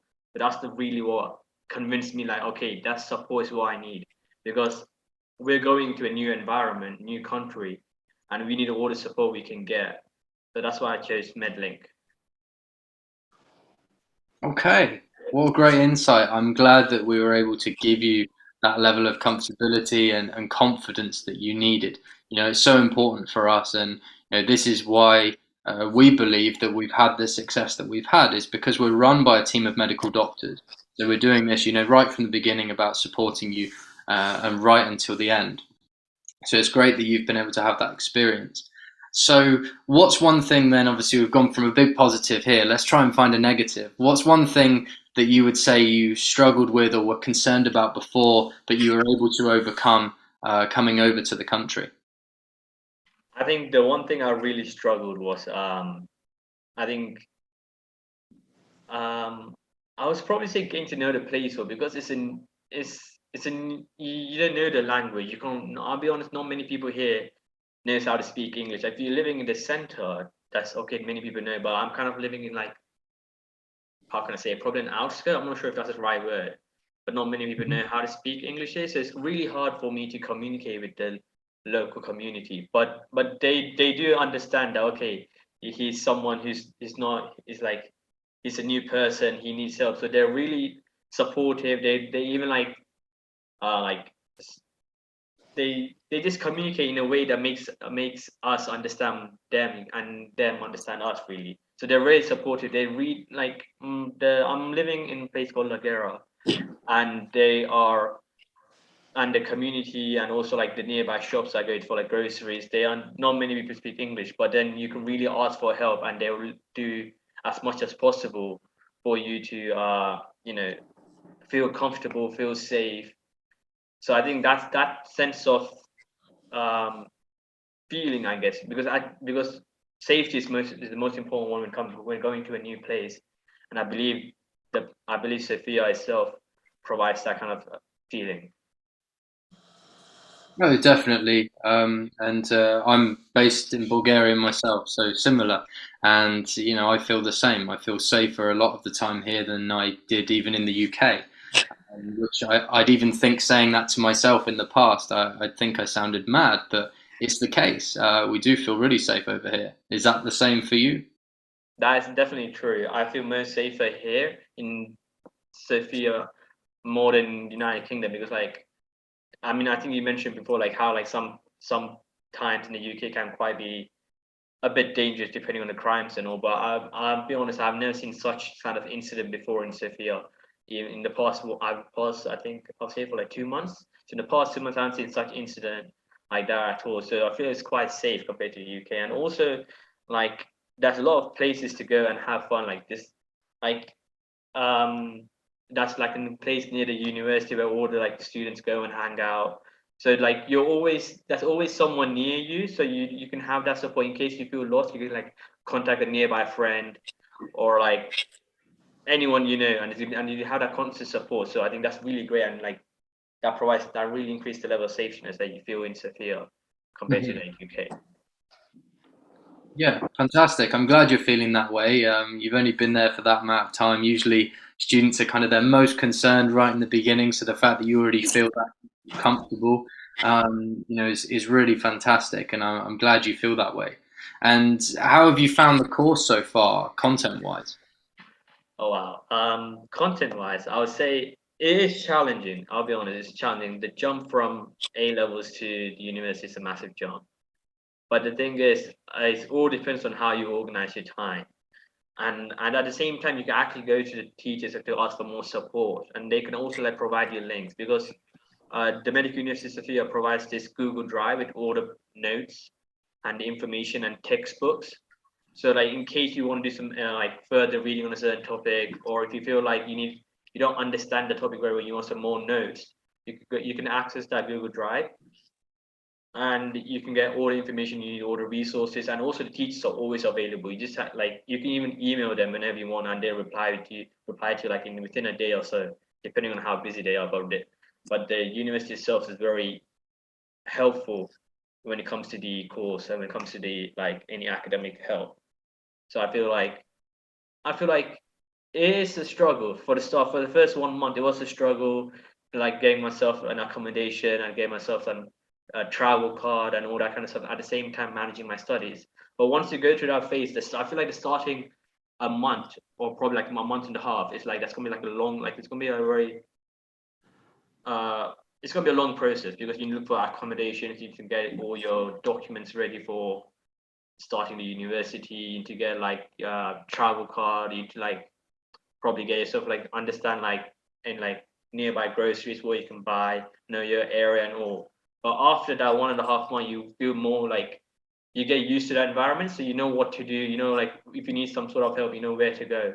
So after that, you can really focus on your studies, and you can, and really is quite after that 1.5 months really is quite easier to handle. I mean, handle the or manage the course. Of course, of course. There's a lot of things to juggle. Thank you, Hemdev. It's been great listening to you, getting your insight. We hope to get you on again. Thank you. Thank you so much for having me here. And it's so important what Hemdev has highlighted for us there, that there are so many things to juggle that you just don't think about and you don't realize until you're actually in the process. And this is why we really do our best to help you in as many aspects as possible when it comes to studying abroad. Now, we've got another guest now. We're jumping over not too far from Sofia, just across the border into Serbia. I want to bring on Marshall. Marshall, are you with us? Hello. Yeah, I'm there. Can you get me? I can hear you loud and clear. How are you? I'm fine, and you? Very well, thank you. So, Yeah. can you tell us a little bit about your university and your journey? Okay, so I'll start with my presentation. My name is Nuno Marshall Lebras, and I'm originally from Cameroon. And yeah, so my journey to medical school in Europe, that was a very long journey, but I'm happy that everything went on well. So I am a fourth-year medical student here in Serbia, that in the town of Novi Sad. So I got to know about Medlink, so that's why I applied for this as a transfer student. And at the beginning, it wasn't that really easy, but I just thank God that everything went on well, because Medlink keep on ensuring me, telling me everything will go on well. And yeah, I'm there today, so I'm really happy with that. So as I said, it can be stressful at the beginning. It can be like challenging, but we need to be patient. I learned from there that patience is also good. And I think as a future medical doctors, we also need to learn that. So that is what I also got personally from that, from my application process. So as I just said, I'm a student at the University of Novi Sad, which is Novi Sad is the second largest city here in Serbia after Belgrade. And Novi Sad is also the University of Novi Sad is like in all university, if I can say, like, I mean, with quality since 1960, I think they have been training. And as I arrived here, I was really, really impressed. I was really, really impressed and happy when I saw everything was really what I was waiting for. So I found that the town is really nice for me because I like traveling. So finding myself here in a new city, in a new country like Serbia, was really, really good. I like the place here. And also at the university, I really like the way the lectures are, also the practicals. As a fourth-year student, I'm really, really happy because we really have, we are exposed to clinical practice. So like this semester, I'm doing cardio, pulmonology, and gastro, and we go to the hospital. We have the opportunity to take the physical exam of patient, take the history of the patient, and it's really, really nice. So with practice, it's also really good. So I love it. I like it. So that is one of the positive side, what I really like. And here in Novi Sad, such an important factor as well, to have that clinical experience. And you mentioned that you are a transfer student. Yeah. So where did you transfer from to Serbia? I was in New Vision University in Georgia, so that's I transferred from there. Okay. And what would you say is some of the differences that you found from going from that university and now into the new one? Oh, there's a lot of difference. Like when I just mentioned the practical, that's what I was also looking like. There's a lot of different, and here is, I see it's really organized. I love the practical, like the way the lectures are, good lecturers, and you have professors, and the professors are also there for you. Like I came in contact with some professors that are really happy when you write the answer you miss, and also you can ask your questions. And even in the hospitals, like you can speak directly with doctors, and they are really happy to answer your questions. So it's like interactions, and they're really friendly. Fantastic. So that is what I really love here. Yeah. And they'll give you the opportunity. Sometimes you go to the hospital, they'll give you the opportunity to speak with patients. A lot of patients, they can speak English. That's also positive side to be here in Serbia, because a lot of patients can speak English. So you can get in contact with them. So why taking their history is not that difficult. Okay. Yeah. And what would you say, obviously we helped you to secure this whole transfer process here at Medlink Students. What would you say the process was like transferring with Medlink? Yeah, as I just said at the beginning, I was like asking myself, will this work? but at the end it was really, really perfect. And I thank Medlink for that, because they were really working, though I was sometimes not that patient, but at the end, as I just said, I'm happy to be here, and the process went all well. I think because there are a lot of students who try to transfer, or a lot are applying, so maybe that's why the beginning wasn't that easy. But I think it's also because at the beginning I didn't give all my transcript at time. But now I'm happy to be here, and Medlink, I can really recommend Medlink, because the way they work is really nice. So yeah. Marshall, we really appreciate that. Thank you. That's so nice for you to say. We put in so much hard work. I mean, not myself personally, it's more our admission staff. They work around the clock, especially transfer processes. People don't realize, but they are a lot more complicated than just a first year application. There is so much that needs to be done to allow you to get into a later year. So it's very, very complicated. And it's great to see that you obviously recognize that. And now you're there, you're smiling, you've got doctors supporting you, a university that's backing you, all the clinical experience you need. We couldn't be more happy for you. So thank you for sharing your experience with us today. Thank you. Thank you. Okay, so we're going to have to keep it moving because we've got a lot of students waiting to speak still. Next up, we're going to be speaking now to a dental student. So for all of you watching the webinar that have been thinking, oh, I just want to hear about my dentistry, now is the time for you. Salma, are you with us? Hello.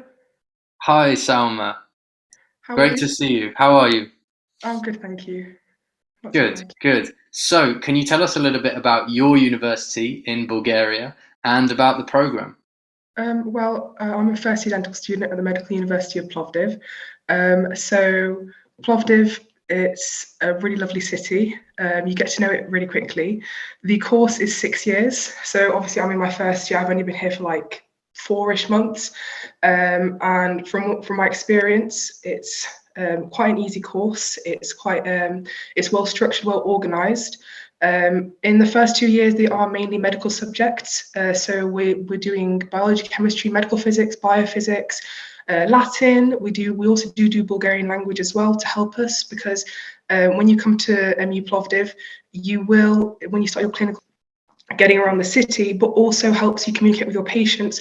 And hopefully, as you all know, as prospective dentists and doctors, you need to establish that really good patient-dentist, patient-doctor relationship. So by having that language, it really helps you do that and build trust with your patients. So the clinical years... Sorry, just to ask you on that part, Salma, I've heard that Bulgaria meets quite a good balance between not expecting you to learn too much of the language so that it's a strain on your studies, but also enough so that you can develop that basic and core relationship with the patients. Would you agree with that from the experience you've had so far? I mean, because I've had quite a limited experience right currently, and I haven't actually had patient interactions, but the weight of the language like section of the course to the other parts of the course, I think it's very well balanced and it doesn't take over your time. From what I've heard from older year students is that you only need to learn like the basic phrases, basic sentences in order to actually be able to communicate with the patients, because you also have professors on standby when you're doing your clinicals, just in case if there is that language barrier to help you. So I can't comment on it fully with like, oh, this is definitely how it's going to be, but that's just from my experience. Okay, fantastic, thank you. And safety is such a big thing. Obviously, you've gone there on your own, you know, as a female, and a lot of people are so concerned. A lot of parents will be listening in that are so worried about things like safety. What's your experience? How do you feel over there? Honestly, I feel very safe here because I'm UK based. I'm from the UK. Obviously, every country has its crimes. Every country has its like different levels of safety. But Plovdiv, because it's very heavily student based, and the locals do understand and do know that there are a lot of students here. So everywhere I go, I bump into a student.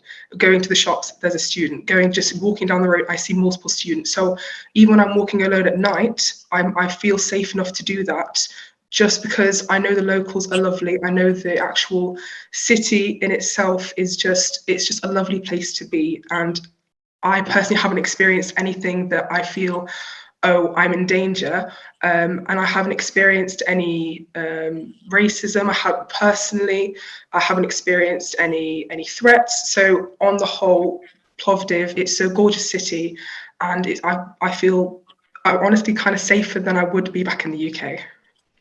Yeah, as we said before, I felt the same way. You have this this atmosphere here that feels so much more peaceful and tranquil, especially at night time compared to the UK. Obviously, in the big cities, it's very loud in the UK late into the night with people shouting, and you just don't get that so much over here. It's a lot more peaceful. And how did you find our process and the assistance that we gave you in terms of the application? So I applied back in May 2022. I did it a little bit earlier than most students. Medlink really helped with my documents because I basically signed my contract and I gave over all my documents. You guys did you did my application. You made sure all my documents were at the admin office. So when I went for my enrollment, there were no issues. And it just made the whole process really, really swift. So I was actually able to focus on my entrance exam, and I was able to focus all my energy on the entrance exam, and I got in. So I'm here now. So thank you. Yeah, can't complain. And let's talk about that entrance exam, because obviously places like Georgia, which are becoming really popular now, they don't have an entrance exam, but Bulgaria still does. Did you find it challenging at all? I know it was quite competitive for students this year. Yeah, because obviously with the COVID backlog of dental students and medical students from the UK from previous years, the places were very limited. So that's why a lot of people actually tried to apply this year to Plovdiv and to other Bulgarian universities. So the entrance exam was a two-part. It was biology and chemistry. The chemistry part was MCQs. That went pretty well. If you know your A-level content very, very well, you should be sorted. In terms of biology, there is a little bit more that you need to know, but Medlink does provide resources. I don't know if you've covered this yet in the webinar, but that's okay. You say your experience. It's no problem. The resources that Medlink provided me with were very helpful. They were in line with the entrance exam content, and I mean, I did pretty okay on the entrance exam. The biology was MCQs, and I think there were a couple of open-ended questions as well, but it's just basic A-level biology and a little bit more about anatomy. There is no physics. However, you do physics as a part of the course in the first year. So I've just done my first module on medical physics, and then next semester we're doing biophysics. So I think that's the one difference, that Plovdiv doesn't actually do physics in the entrance exam. It's only biology and chemistry. Okay, but you found that it wasn't too challenging, but you did have to have a really good idea of your knowledge, and you did have to go through the materials that we provided quite extensively. Personally, yes, but I do know people who didn't and they still got here. But it's all dependent. It's all dependent on your level of knowledge and level of, if you feel like you need to revise a lot and to have that confidence to do well in the exam, then the materials that Medlink do provide are very, very helpful. Okay, thank you so much for sharing that with us and for giving us some insight, into an entrance exam. And what have you thought, just quickly to wrap up now, specifically for dentistry? Is there anything you've done that's specific to dentistry yet, or are you not quite at that point yet for it to diverse? So we start our first dental subject next semester. We're starting prosthetic dentistry. So the first semester, it kind of, similar to as other students have said, it's kind of like a catch-up. So people may, because there are gap year students, and people may not be on the same level as people who've just come straight out of A-levels, because I came straight out of A-levels. So the first semester of dentistry, it's getting everyone up to speed with the level of biology, level of chemistry, level of physics, and then we start integrating our dental subjects over the next couple of years. So yeah, hopefully it goes well. Right. This is something we see from most of the schools that we work with across Europe. Is the first year they don't put things on you too heavily because they want you to be able to adjust and get used to the place, explore a little bit, get used to everything before you start going into the really technical aspects. Yeah. So, Selma, thank you very much for hearing about your experience. That was fantastic. We hope to have you back on soon. Once you've done a few dental modules, we're going to be coming to you to ask about all the specific questions. Of course. Thank you very much for having me. Thank you. Okay, so who have we got up next on here? Bear with me 1 second. We've got Shinga from Nice Medical University in Serbia. Shinga, are you with us? Well, can you hear me? Yes, we can. I can't see you though. Oh, there you are. As well. Hey, Shinga. Hey, how are you? I'm very well, thank you. How are you doing? I'm doing good, thank you. Pleasure to be here. Great. Thank you for joining us. So, can you tell us what year you're in at the moment, the university, the country, a bit about the whole thing for us, please? Well, my name is Shinga. I'm in my 5th year of medicine and I'm currently studying in Niš, Serbia.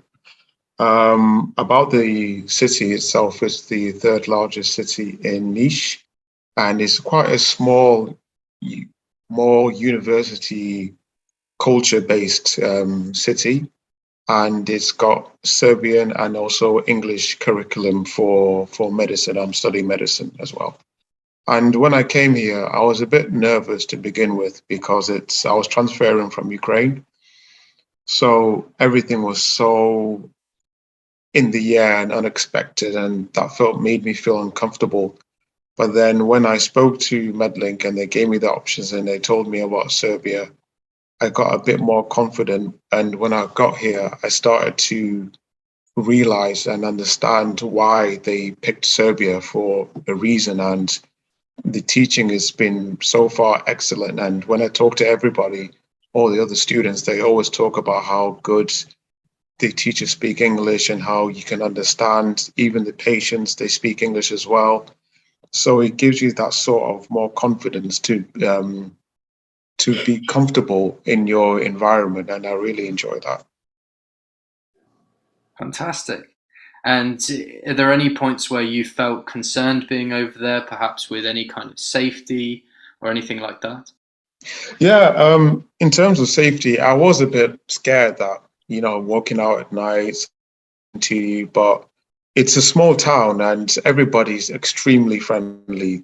The local people welcome sort of international students into their city, and they're always friendly. So walking out at night, something that you shouldn't be scared about. And in terms of racism, I've not experienced any sort of racism here. Fantastic, because again, Serbia is not the most well-known place. For someone like ourselves coming from the UK, we don't know a lot about somewhere like Serbia. So it's difficult to know, is it safe there? Is it okay for students, regardless of their backgrounds? So it's great to know that you obviously feel comfortable in the environment that you're in there. It's such an important thing. I always say to students, you're going to be studying such a tough degree. You've got to make sure you find somewhere where you're very comfortable. So that the only thing concerning you is your next exam. Yeah, when I came here, I really didn't know what to expect with the local people until they started speaking English to me and trying to ask me questions, where am I from, and how they could help me get comfortable. And that sort of made it really helpful, especially coming from such a multicultural, diverse place and then coming into Serbia. They make you feel like you're Serbian yourself. Fantastic. I mean, you can't get much more comfortable with the locals than that. Yeah. And yeah, I've met a few people from Serbia as well, obviously being in the neighboring country here in Bulgaria, and they are Bulgarians and Serbians, wonderful people, the ones that Yeah, I've great met, people. and there have been many of them. And obviously you're in the latter part of your degree, so you're probably going to be thinking about, going to register somewhere soon. Now, a question that we've been asked loads of times this evening is in regards to recognition. Now, what's reassured you and given you confidence in being able to get that recognition when you finish? Well, when doing the research, you always try to look on the World Directory website whether the university is recognized or not, if there's any problems. And from what I've seen, there's absolutely no problems with Serbia. Everything is recognized. And after I finish, I do plan to go back to the UK and register with the GMC, and hopefully Medlink can help me do that process. We look forward to supporting you with that in every way that we can, and offering you the guidance and support required, because it's going to be very soon. You're right in the middle of your clinical experience now. Could you tell us a bit about that? Yeah, the clinical experience is actually the best part of being here in Serbia, because you get so much exposure to see everything that you need to see, and it's almost on a daily basis that we get this clinical experience. And even during the weekends, if you feel like learning extra curriculum, they do help you, and they're willing to also do that as well. So when it comes to the clinical experience here in Serbia, I'll say it's one of the best. Great. That's great that you've had such a good experience with it. And is there any advice now that you would give to any of the audience watching this evening? Well, I've traveled a lot myself, and I think I'm well seasoned, but I can remember the feelings to start with. When you're doing it alone, you're so nervous, you're scared. There's so many questions that you're going in your mind, but it's all about taking that big step into your life. And once you take that big step, you're opening the doors to quite a lot of things. So I would say to think about the opportunities that can happen and the kind of networks you can make just by taking that big step. Fantastic. Shingo, I know you've been on a few of our webinars. We always appreciate the insight that you give. It's fantastic. So much knowledge that you've shared, so many students that you've helped. So once again, thank you for joining us this evening. It's a pleasure, always. Thank you. Okay, next up, we're heading back over to Georgia, this time for the European University of Tbilisi, with one of our students, Servan. Servan, are you with us? Yes. Hi, how are you? Hello. I'm fine. Do you have my camera, my video? Yeah, we can see you, we can hear you, everything's perfect. So tell us a little bit about your university and your experience. Yes. Do you know, first I want to talk about myself. I have 34 years. I think I'm older of maybe all of the student or our doctor. I have several doctor in university, and I'm older of my doctor, and yes. Okay. Because Nothing wrong with that. I have baccalaureate in media and communication and master in international communication. But medicine is very important for me, and it's my dream when I was child,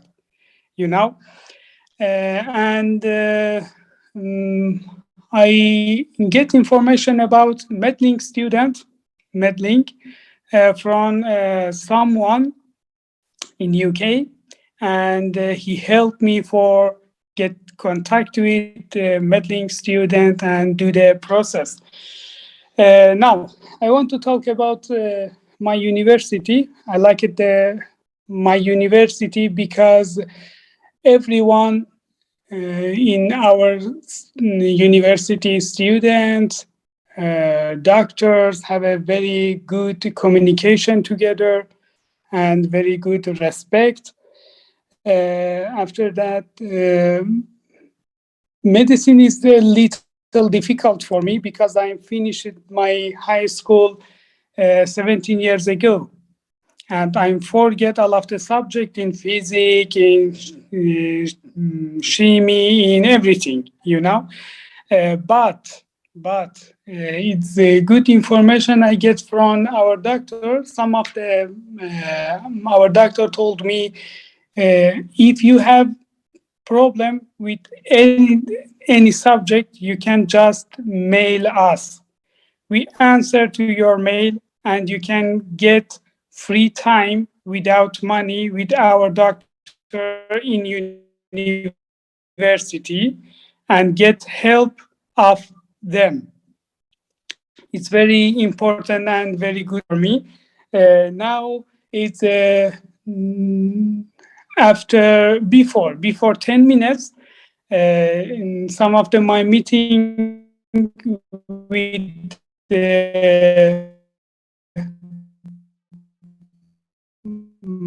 my doctor in physics. I have another meeting. I want to talk with Medlink, and after that I came back with you. Now it's clock is 12 in Georgia, but our doctor have a respect for students, and he gets me 1 hour free for help me in one subject as physiology. Fantastic. We find that the doctors over there, with the European University, with Tbilisi Medical Academy, they are so supportive at going, this is exactly what they were saying before with TMA as well, is about how the professors and the management within the university just go above and beyond to support the students. So it's something that we love to hear, because we've found over the years it's one of the most important things to guaranteeing all the student success is how much they're going to be supported doing the degree, because any good medical degree is also a very difficult medical degree. I'm sure you agree. So having that support is just so essential. And how have you found the city itself, Tbilisi? Tell us a bit about your experience there. Do you know, before I coming to Georgia, I was in here 2 times, but same tourist. And I like it, Tbilisi so much, and in the night, because you can find very nice place in the night in the Tbilisi. And if you like it to go to the same nightclub or restaurant, you can find a very safe and good nightclub and restaurant in the Tbilisi in the night. In the days, every time I study, I didn't have a time for look at the city, but I can go out for 1 time or maximum 2 times in the month to out of my apartment and university. But I think one of the nice city in world, I can say Tbilisi. Fantastic. Thank you so much for sharing that with us and giving us some insight. And of course, we don't expect you to have a lot of free time. You're studying the degree, and as you said, catching up and relearning a lot of the subjects. And it's so good that the university is supporting you on that. So I won't waste a lot of your time, because I know it's really late for you where you are. I want to talk. I want to talk about one important information. When of course, please share that with us. Thank you. I have blood sugar, diabetes. I'm diabetic, and when I started the medicine, now I have very good information about diabetes, and now I can control it, my diabetes also. It's very important for me. Wow, so you're saying that throughout this course and the support you've had, it's helped you to control your diabetic status? Yes. That's a very fascinating point to share, and thank you for that. It just goes to show that sometimes you can go onto a medical course and get even more than you expected to get. Of course, because I study in medicine now. Thank you so much. You are more than welcome, and thank you so much for joining us. We hope to have you back soon. Okay, I think we've got one more student now that's going to speak, and this student is Chudi. Chudi, thank you for waiting. Are you with us? Yes, I am. Hi, how are you doing? I'm good, thanks. You? Very well, thank you. So let's hear a little bit about yourself, your university, your country. Okay, so I'm a postgraduate student, currently studying medicine at Silesia University, SUM, here in Katowice, Poland. I'm currently a fifth year and I'm doing my clinical rotation. So we go to the hospital a lot, and that's where we spend most of our times. And yeah, we do exams at the end of the rotation. So we do internal medicine, we do gynecology, OBGYN, we do pediatric surgery. So we're like literally in the hospitals, talking to patients, talking to doctors, and that's currently how I spend my time now. But I did start in third year.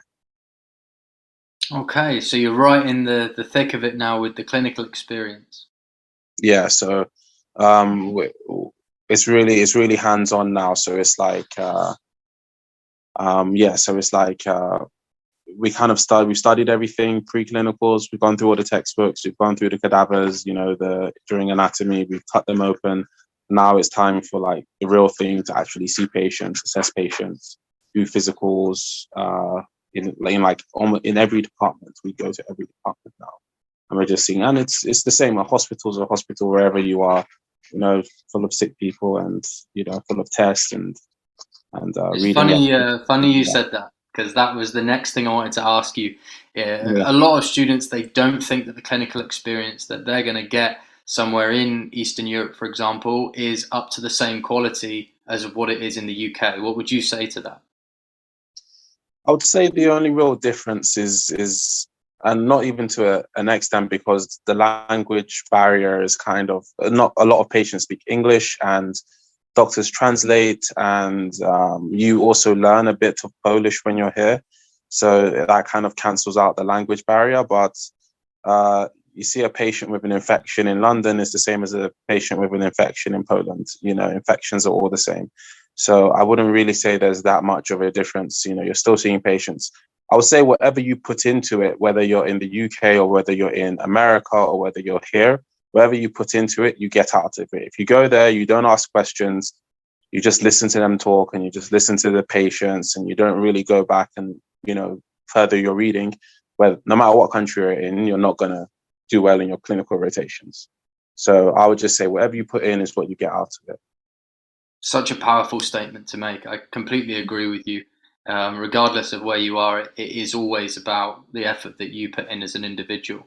And obviously, of course, the experience in the clinicals, they do the same things in Poland. Medicine isn't done in a different way or anything like that, as some people may think. You can realize kind of, just how similar things are when you finally go there. And what about the facilities from a clinical perspective? Would you say that they are, again, very similar to what you'd see everywhere else in the world?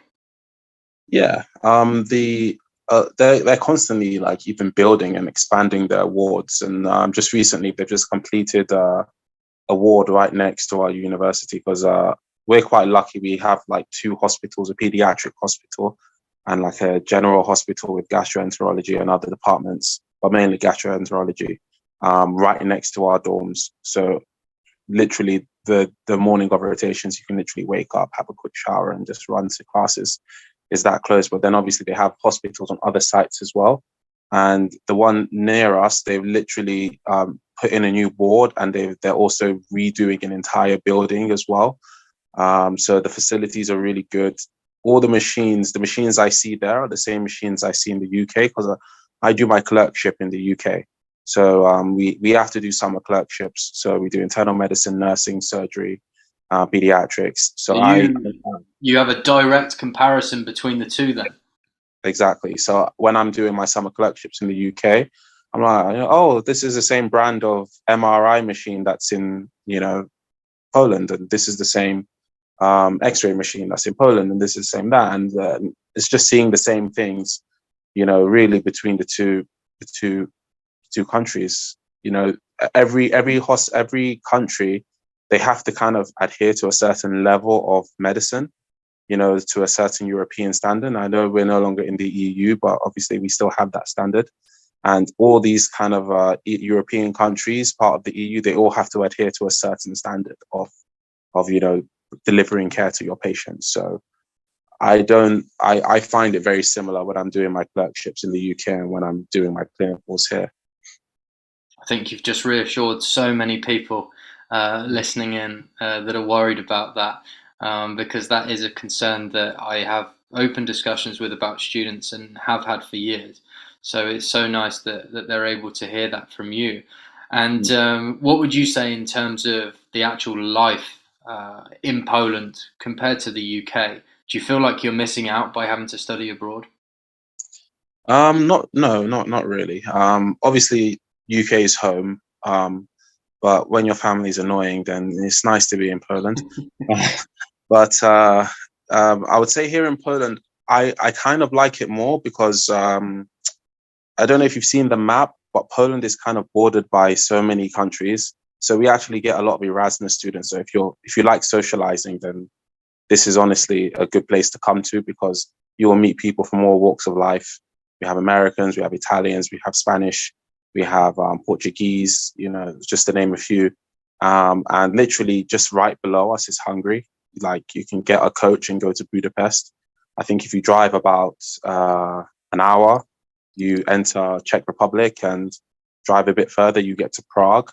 And, also you can go to Warsaw, and Lithuania is also right next to us as well. So we're literally bordered by so many nice countries that have so much history and just so many places to explore. So I'm literally never bored. If I ever have free time, which I'm not saying I do, because I don't, I do like to, travel a bit. I've been to Hungary, I've been to Prague a couple times.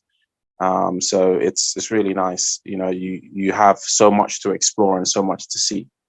Whereas, in London, yeah, London's nice, but I've kind of been everywhere in London. So it's nice to kind of spread my wings a bit and go somewhere else.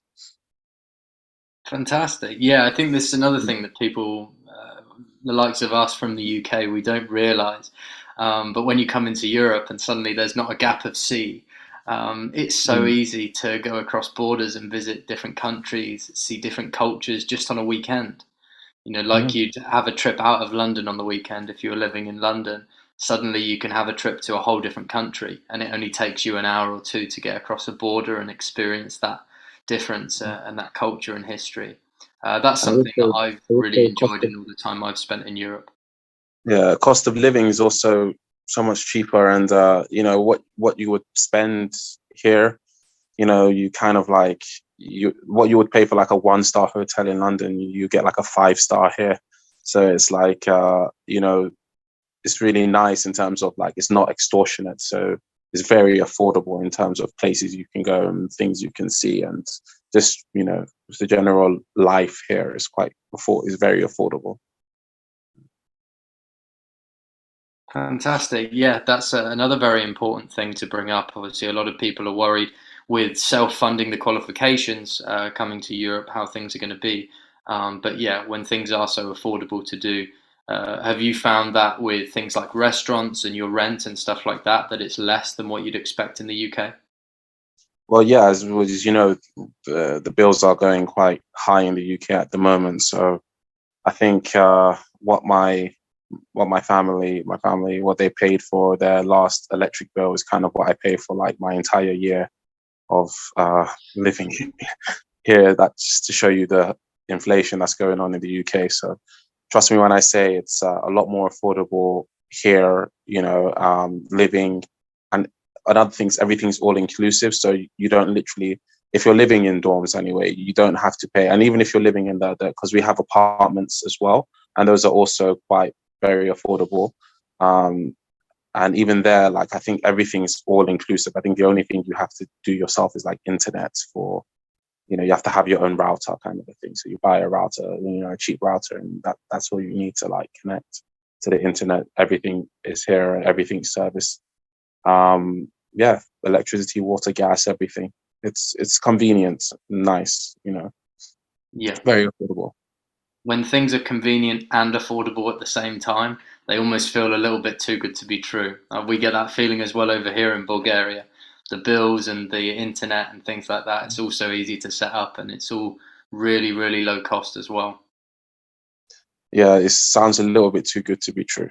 a little bit sometimes. It definitely does. But that's the thing, when you're going to these countries, it is going to be a lot lower on the cost. And that's one of the reasons why people go to do it, because you can get this affordable medical education that still meets the same level of quality and recognition. As you said, even though it's such a lower economy place, it's still got that same quality where you can see those comparisons between the clinical experience in London with your clerkships and your experience there. So it's great that you can draw such close comparisons with one thing, but then with the cost, it can be so much more beneficial for you. Yeah, definitely. I mean, I did like reject a place in the UK because of the costs. It was way too expensive for me to pursue there, so I actually turned down the place there, and now I'm here. So it's like so much more affordable and just so much better, you know. I would say that in the UK, it's like most of the doctors that you meet, I can't tell you the last time I actually met a doctor, whether it be in a hospital or whether it be like my GP that didn't study abroad. It's like the last doctor I saw she was from France. One of the doctors was from Poland, another doctor was from Czech Republic, and another one was from Serbia. It's like the NHS is pretty much all people that have studied abroad. So it's not like we're going to be like the pioneers that are the first ones who studied abroad to come over there. It's like the NHS is reliant on people that have gone out, gotten their degree, and come back to the UK to practice. So, you know, I would 100% recommend it. You know, just come, put your head down, get your degree, enjoy the life, enjoy the experience, you know. And it's something new, you know, something new to like have in your diary. As I went here, I did this, I visited here, and it just makes you more traveled and more like worldly. Like you've been to more places, haven't you? Judy, thank you. I was about to ask you then what advice would you give, but you've just said it so well. Then I'm not going to ask you to repeat it again. Yeah, it's just I just like we're thinking on the same page. So before you ask the question, I'm giving the answer, aren't I? Yeah. Fantastic. They're teaching you even more at medical school by the looks of it. Reading minds. Yeah. Fantastic. Well, thank you so much for joining us. We look forward to hearing how your journey evolves and, you know, the new clinical experiences you have and getting you on next time. And thanks for staying up with us for this and sharing your experience. We really appreciate it. No problem. It was a pleasure answering your questions and seeing you all. Hopefully we can see each other again soon. Yes, I'm sure we will. Thank you again. Take care. Bye. Bye-bye. Okay, we've got one more question that I'm actually going to be asking one of my colleagues. So let me just check here. So the question is, when should I apply? And we've had this pop up countless times on the Q&A here. So I'm going to go over to my colleague, Osman, who is going to answer this question. Osman, when should I apply to medical school abroad? That's a great question, Tom. Good evening, everyone. To give you a brief background about myself, I studied in Bulgaria, dentistry, something that I never thought I would do. I was very shocked with myself that I managed it and I did it. Really great talks by everybody, really great advice and tips by our students as well, and the expert advisors tonight. That is fantastic. I really wish I had that when I first applied to go abroad. I remember that I was terrified of the idea of going abroad, and I'm sure you all are as well. Nobody goes abroad and they're just fully confident in a new country, in a new world, in a country where you don't speak the language of. You're never going to feel ready. The best time to apply is, shocking information, is now. It's like the saying, when is the best time to plant a tree?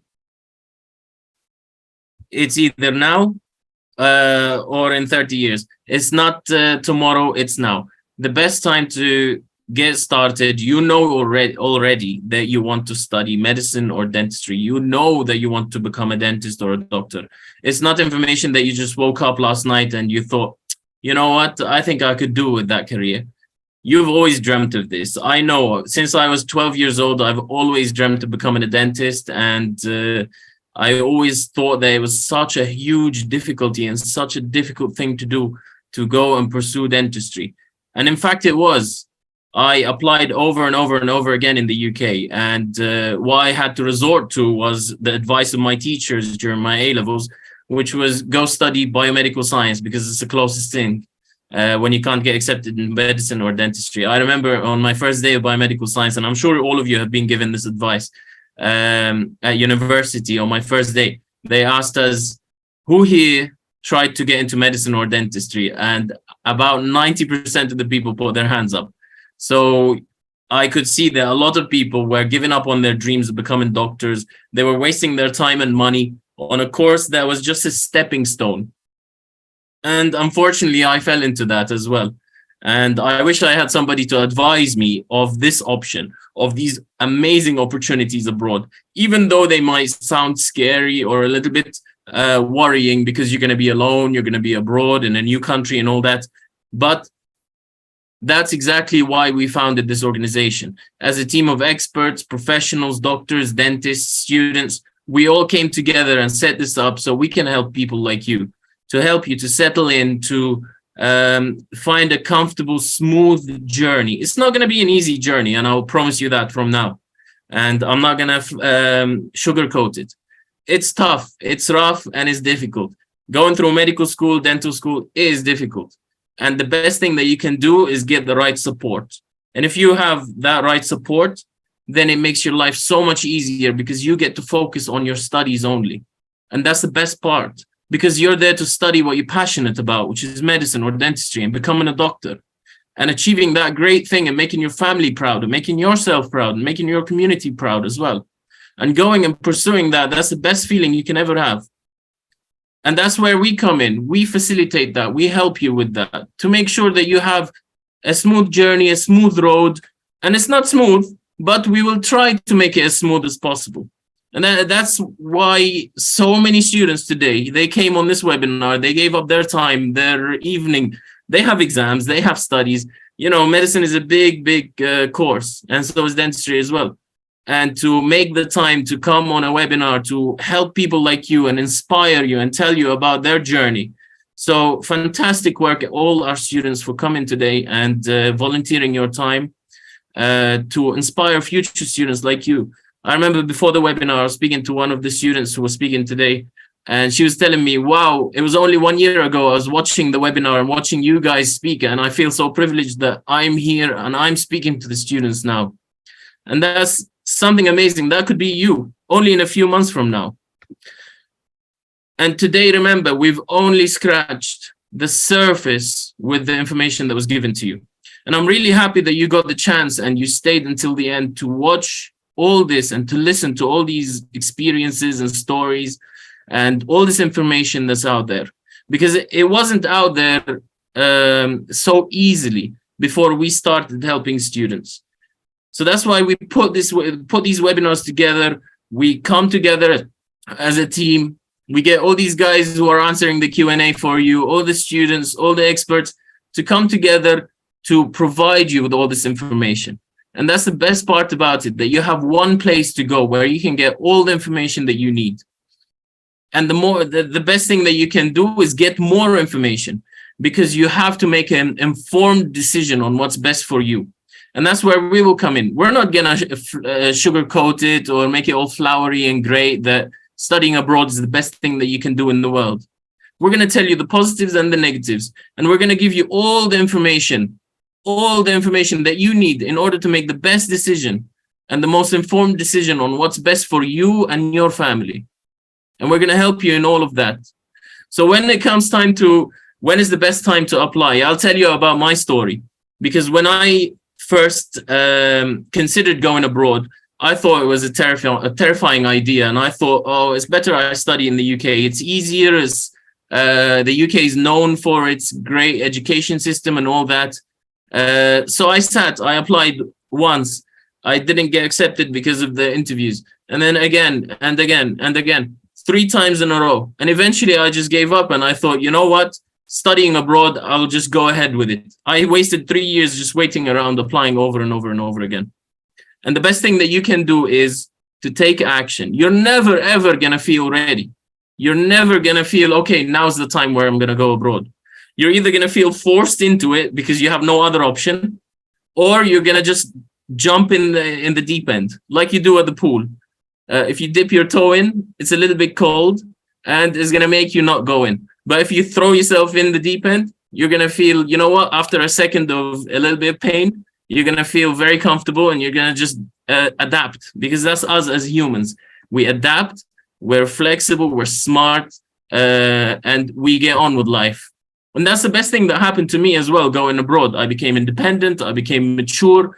Within 1-2 weeks, you just settle in, you make friends, and the friends that you meet there, they're going to be like your second family, because you're going to be studying with them. And that's the Medlink team as well. You're going to be supported by them on campus. You're going to be helped with everything that you need. With anything that we have the capacity to help you with, we will always help you with. And that's the best thing about it, that you will be part of a community. So my best advice for you is take advantage of getting on with the course, getting on with the application, because the best time to apply is now, not last minute. The best time so you can have the most choices, so you can learn about whatever options you have, because we couldn't cover everything in just 2 hours. And you can see we're running over time as well.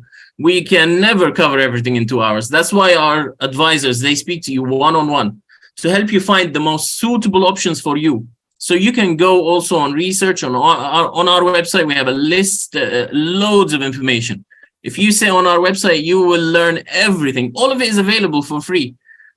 It's up to you though, to take action, to be a little bit brave, because it's not easy and it's not hard and it's not impossible. You just take action, be brave, have faith in yourself. And I guarantee to you, within 1 to 2 months, you're going to think this is the best decision I ever made, with looking at my options abroad, pursuing the course I love, and just getting on with being a doctor. All right. Thank you, everyone, for joining today. And thank you for our panelists. Everyone, great job for staying until the end. I really hope that we can speak to you one-on-one, in person, or on the phone, or via email. Here are our details. You can also get a certificate and give us some feedback at the same time as well about the webinar and how it was, and your thoughts and feedback as well. We would really appreciate that. And you can scan on the left as well using your phone camera to speak to us directly, so we can guide you and give you the best possible advice and everything that you need to know about studying abroad. Have a good evening, everyone.